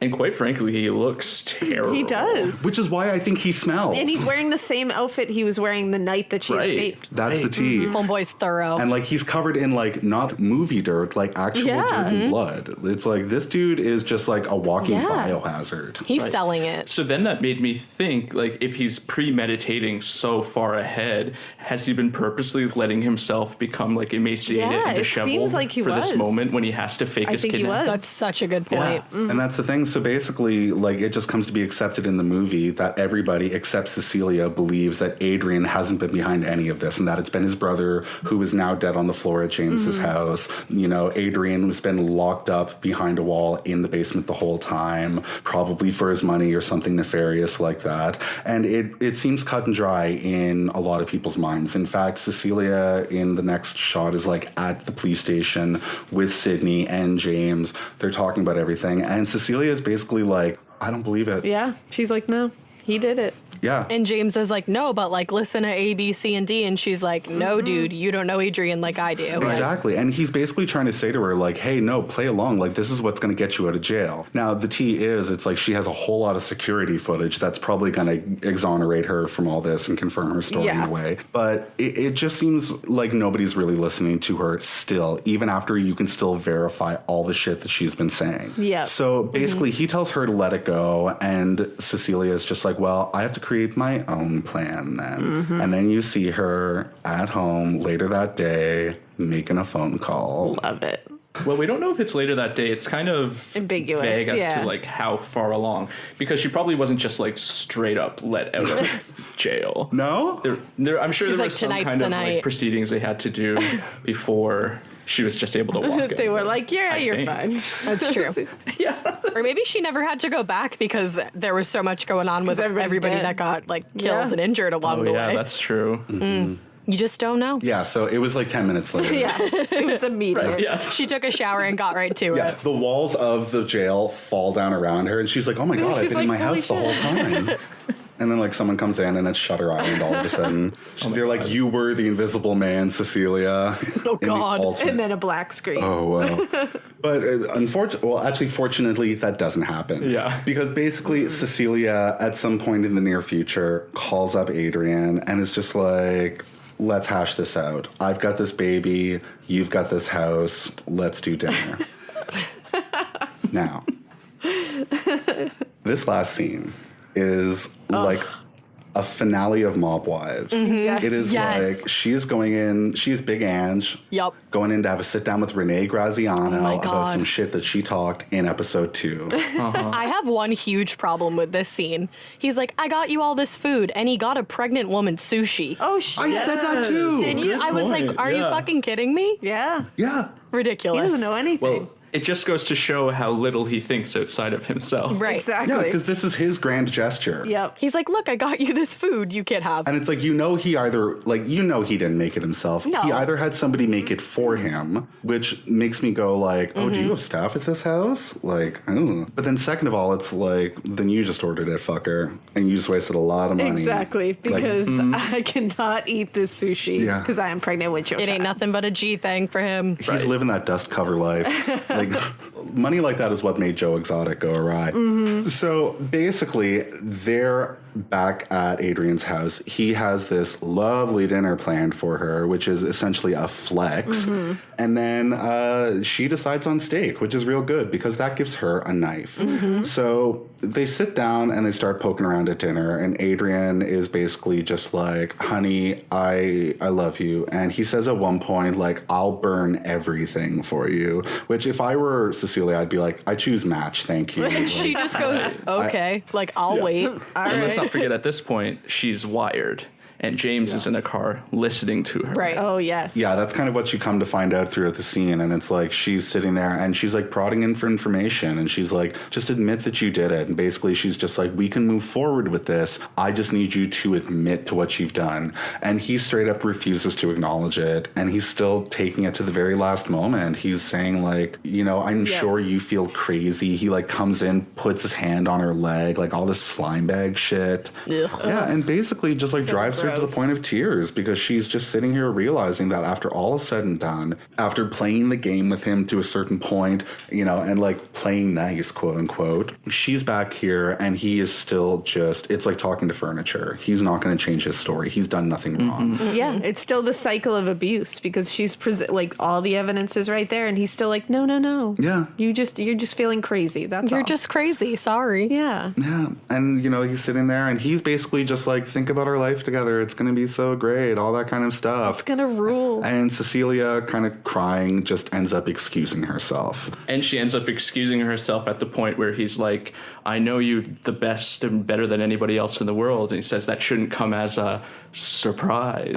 So it's like that surprise is like what Yeah, connects puts with so it. much emphasis on the surprise. Yep. And it's like his way of being like, yep, you're right, bitch, but I'm not going to say it because I know I'm on camera. Exactly. Yep. Yeah, and I mean, that's kind of all the proof that she needs. She goes to the bathroom to collect herself, to make sure that her lipstick's right before she does what she's about to do. Which is amazing. And then we go back to the dining room, and Adrian's sitting at the table, and Cecilia hasn't come back yet, but you all of a sudden see Adrian grab the knife as he's like staring at her chair very intently, and then slit his own throat and fall to the ground. Then very shortly after that, Cecilia comes out of the bathroom hearing all the commotion, you know, completely upset, not knowing what to do, kind of, you know, taking everything in. And because she's lived at the home, she knows exactly where the cameras are. Like a good model, she knows her angles. That's right. Yes, bitch. So You better work. she goes and, you know, she sees that he's too far gone and then steps out of the frame of the video. And to take a quote from RuPaul, her pussy was on fire. Because she steps out of the frame and all of a sudden, you know, she's on the phone with 911. She's like, oh my God, my husband, I don't know what to do. Gets off the phone with 911, takes 2 steps out of frame and then sits down with a huge grin on her face, completely composed, watching this motherfucker die in front of him. That, again, chef's kiss. That was like, yes, girl. Yeah, and then basically the next thing you see is her outside the house walking away from the whole situation. I like to imagine that Before He Cheats is playing now. Like, you know, Yes. she truly did dig her keys into the side of his pretty little souped up 4-wheel drive, metaphorically speaking. She sure did. She is out there walking that walkway like a fucking runway. And guess who she finally has with her? Our boy James. Zeus. Oh, wait, no. I guess there was. I'm like, wait a second. She's got James on a leash, walking him like Carol Baskin's husband. Which is what we wanted. I just love James. Yeah, I wouldn't be mad at it. And then S&M by Rihanna plays, I and the wouldn't. movie goes black. Yeah. And you're like, that's all we need to wrap this up. And thank you, Rihanna. Sorry, go ahead. But basically, she's just like strutting down that walkway with, like, it's this great image of just like Elizabeth Moss, like, glammed out for the first time in the whole movie, like blue tinted red lip on, hair slicked back with this like beautiful, you know, like long coat and this dog next to her walking out with the wind blowing at her. And then James very rudely interrupts her runway. He does. Which you never do to a diva. No. But he basically comes out and he's shocked and he's like, what's going on? Oh my God. And she's just like, he killed himself. And he was kind of like, well, okay, what was this all about? Like, James kind of knows exactly what happened. Yeah. And in the ultimate move of lifting up her leg and peeing on the situation, she just kind of looks at him and just full of gaslights him. She's just like, I don't know what you mean, basically. Yeah, she's like, it's on camera. I don't know what to tell you. Yeah. Like, She's like, he sounded pretty unraveled, didn't he? And he's like, yeah, I guess he did sound kind of crazy. She's like, yep. And it's like their spoken agreement, like, yeah, he was crazy, huh? And that's the She's thing. like, what did it sound like to you? He's like, whatever you say, queen. And it's all played out just through like an understanding look at each other, you know, where they're just kind of like, okay, I'm going to accept this. You're going to accept this. Let's move on. And it ends with just a very nice, clear shot of Elizabeth Moss kind of walking out into her world on her own, straight facing the camera, ready to go. amazing. Leigh Whannell. Such a good ending. Leigh Whannell. Leigh Whannell, man. Doing it and doing it and doing it well. Leigh Whannell is that bitch. He is. I didn't even know that I needed Leigh Whannell as much as I did. do. You know, I'm until so today, glad I but could bring now that to you. Damn. So But yeah. good. But that's The Invisible Man, and like it was fucked up. And like I think something that I forgot to mention before was that I always found it really interesting that like supposedly the impetus for Adrian doing all this is that like the brother says at one point, he's like, Adrian can have anything he wants, anyone he wants, and he has. But you are the first person to ever look at him and say, I don't want you. Yeah. And that fucked him up. His male ego couldn't take it. Which is truly what brings on this entire film. Yeah, because guys like that, that's exactly, like, they nailed that guy. The guy that, like, once they hear no from someone, they're like, what now? And it's always the guy that never hears no from someone. So it's like, It makes you want it more. Yeah. Absolutely. We talk about it on our show a lot, and we say boring white men who think they're magic. It's like Aleister Crowley, you know, we kind of say that stuff tongue in cheek, where it's like, it's these guys who feel that they have so much power that they just bend the laws of time and space, and whatever they say is the fucking law. So and true. usually they're able to put all these people around them that are like, yeah, you're right. And, Yes, that's what they do. it creates these guys that don't bring much to the table if you're talking to them one-on-one. No way. But They need a crowd of people to, like, pet them the whole time. yeah, good movie. Such a good movie. And it's one of those movies, like we good. were saying, you can rewatch it so many times because, like we said, you catch something every time you watch it. So it's like not boring to rewatch. No. Absolutely. And it's not the kind of movie that like tires you out. No. You know, like it's a long movie, but it's rewatchable. And I think that's like really a testament to just kind of how much stuff they packed in. Because it there. didn't feel long Right. at all. It felt like when it was over, I was like, Absolutely. whoa. Like, But that it's happened like fast. 2 hours long, and you're like, oh Yeah. shit. Yeah. And I think it's because the movie has these breaks in it and takes these shifts. Like just when you think you're figuring everything out, her sister dies, and then it's like a whole new movie. Exactly. Because It it's really a whole new is. set of circumstances. Yeah. Totally new Such a movie. turning point. Yeah. Well, I guess that's it. Oh my This God. was so we fun. fully made it through The Invisible Man. did. That was the best. Yeah. I mean, what a cinematic journey that we've all embarked into. It really was. We made it through. We rewrote the movie. Yeah. We have future plans. This has been a great meeting. Truly, we've like realized our drag personas. We've been able to translate them to multiple different medias. We have. I mean, yeah, we're cooking with gas right now, baby. Yeah, this brain trust that we have formed is magical. I feel like Leigh Whannell is going to listen to this and be like, I need to throw money at this shit. Like, we need to put I this feel on like he ice or is. something. I feel Yeah. like he is. We're here with open arms. Yeah, Lee. we're here. I mean, Right. yeah, we're waiting. Hey, Lee. I mean, maybe he's the person we take the musical to first. I think he is. You know, maybe he'll want to Moulin Rouge it and just go straight to the cinema and yeah. just skip over the Broadway. I love that. Whatever works. Yeah. I'm into negotiations. We're here, Lee. Just give us a call. Yeah, we're here. We're waiting. You can even slide into our DMs. You totally whatever can. you want. Elena's like, please, in fact, if anything, just slide into our DMs. And that's fine. I love it. So, how many invisible wigs do we give this out of 4? Ooh, at a 4? I mean, what do you think? I give it a 4. Yeah. Yeah? There's not a lot wrong with it. I give it a 4. Yeah. No, I would say the same. I agree. Definitely a 4 out of 4. If not a Yeah. 5 out of 4. Ooh. Oh my God. Turning it up to 11. I have no qualm. Yeah, because there was just no point in it that I was like, yeah, they should have done that different, or like they really messed that up. It was like, Yeah. everything felt right. The biggest criticism I read about the movie is actually in regards to the ending, because people thought that this whole like murder revenge Yeah. thing was a bit, I don't Like know, contrite, just, kind of. Yeah, exactly. I read that But too. I think it was perfect in the sense that when we've seen these kind of revenge films in the past, we've had to witness all of this like terrible abuse. Like most movies that end that way, we have to literally see that. This movie alluded to it. Yeah, it's true. So I think it took that revenge flick trope and just elevated it to something worthwhile.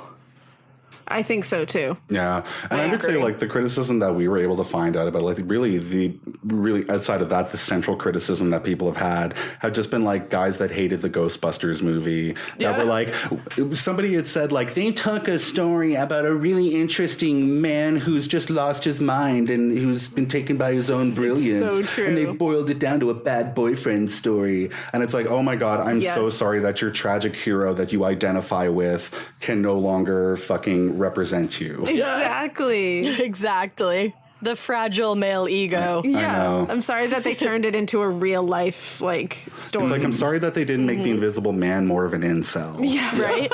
And I think the ending is important, especially for like domestic abuse survivors, to get that win at the end, because you know what? A lot of people don't. So why can't we fucking have it in a movie? Yeah. Exactly. It's supposed to be fantasy. That's what movies are supposed to take you where you want to go. It's an escape. Yeah. Right. 100%. And I think it also just opens up some really great conversations about belief and gaslighting and like gives some kind of real world examples to that. And, you know, even if it's just like meant to be a popcorn kind of creature feature, I think one of the powerful things about this movie is that it provides like a really entertaining movie. But then if, you know, there's, for example, like a heterosexual couple watching it, that can open up a conversation beyond, you know, just the content of the movie about some real things that are happening in the world today, you know, about the intersection points of women's bodies and politics and, you know, believing and, you know, all that kind of stuff. Like, I'm trying to stop myself so that I'm not just like here mansplaining feminism, but you get what I mean. Like, it can open up. No, I totally. No, it's true. Yeah, absolutely. And I think at some point in the movie, it's like something that every woman has experienced in some small capacity that you can look at, like you said, like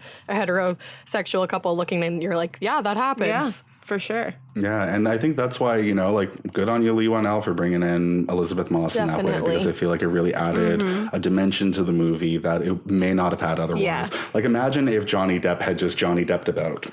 Right. Yeah. And it's like, thank goodness he let her have that control, too, of like using just her face to say certain things. Wouldn't have been the same. Right. He believed her, you know? Yeah. Yeah, exactly. He set aside his male ego that would tell him, I'm the director, I'm the writer, this is my story. And he recognized that it wasn't his story, and he gave it to the person whose story it belonged to. Exactly. Leigh Whannell. And it made the movie that much more powerful as a result. So that's great. I'm so excited that we've been able to talk about this, because there's so much kind of like real world stuff that we can talk about. There's some fun stuff that we can talk about. And then just at the end of the day, it's a spooky ooky thing. Yeah, it's just a great movie. And I know that what we do on our podcasts is slightly different, but I feel like it's all kind of within the same umbrella of spooky ookiness in the world. Absolutely. Based in reality. Oh, yeah. For sure. Definitely. 100%. Yeah, and I feel for like anybody listening to this, sorry if we never fully explained who we are and what we do before this, but you know what? Yeah. You can Google us. You can figure it out. We're here. We're all podcasting. Here we are. We truly are. Yeah. But this has been great. So thank you guys like so much for my agreeing God, to thank do you. this. Like, this has been a really like wonderful little friendship that's been kind of bubbling up out of this, and it's nice to be able to like see each other on Zoom I know. finally and connect in this way. And Yeah. I love this. And now we're all friends. Because friendship is magic, y'all. It is. We're a spooky little family. Yeah. I love it. absolutely, even with a 1 second delay. Yeah. Someday we'll move past the delay. We'll get Yeah. to meet each other in person. Yes. Yes. good. Yes. Yeah, once this Miss Rona has moved on. It's going to be beautiful. So I guess maybe we can take a moment to let people know where they can find us if they don't already know. Absolutely. You can listen to Morbid, a true crime podcast on any streaming service, really. And yeah, we release kind of a weird schedule. So Yeah. we release 2 a week at some point. I don't know, like it'll be by the end of the week. Typically by Sunday, you'll have your 2 episodes. Yeah, It's a perfect way to do it. Keep them on their toes. exactly. You'll be waiting for it. And if you're wondering who the hell we are, we're That Spooky. We're a podcast that kind of covers true crime and anything that makes you go, ooh, that's spooky. And we make it really gay. That's kind of our thing. It's kind of like half watching Unsolved Mysteries and then half sitting at a drag show with your best friends. It's the best of both worlds. Yeah, who doesn't love that? So you can check us out. We're on all platforms. We're That Spooky, and you can find our social media through there. And we release every Wednesday, and more than that sometimes. So anyway, again, thank you so much for joining us. Like, this has been great. This is kind of like in Power Rangers, where they all connect and make the big robot. It's kind of cool. So It really was. It is like that. Seriously, thank you for having us. Yeah. This has been like so fun. we really appreciate that. All right, so for the millionth time, I'm going to thank you all for listening. My name is Johnny from That Spooky. I'm Tyler from That Spooky. I'm Alaina from Morbid. And I'm Ash from Morbid. And as we always like to say, if you're gonna be a bitch, Keep it weird, bitch. Go team. yes!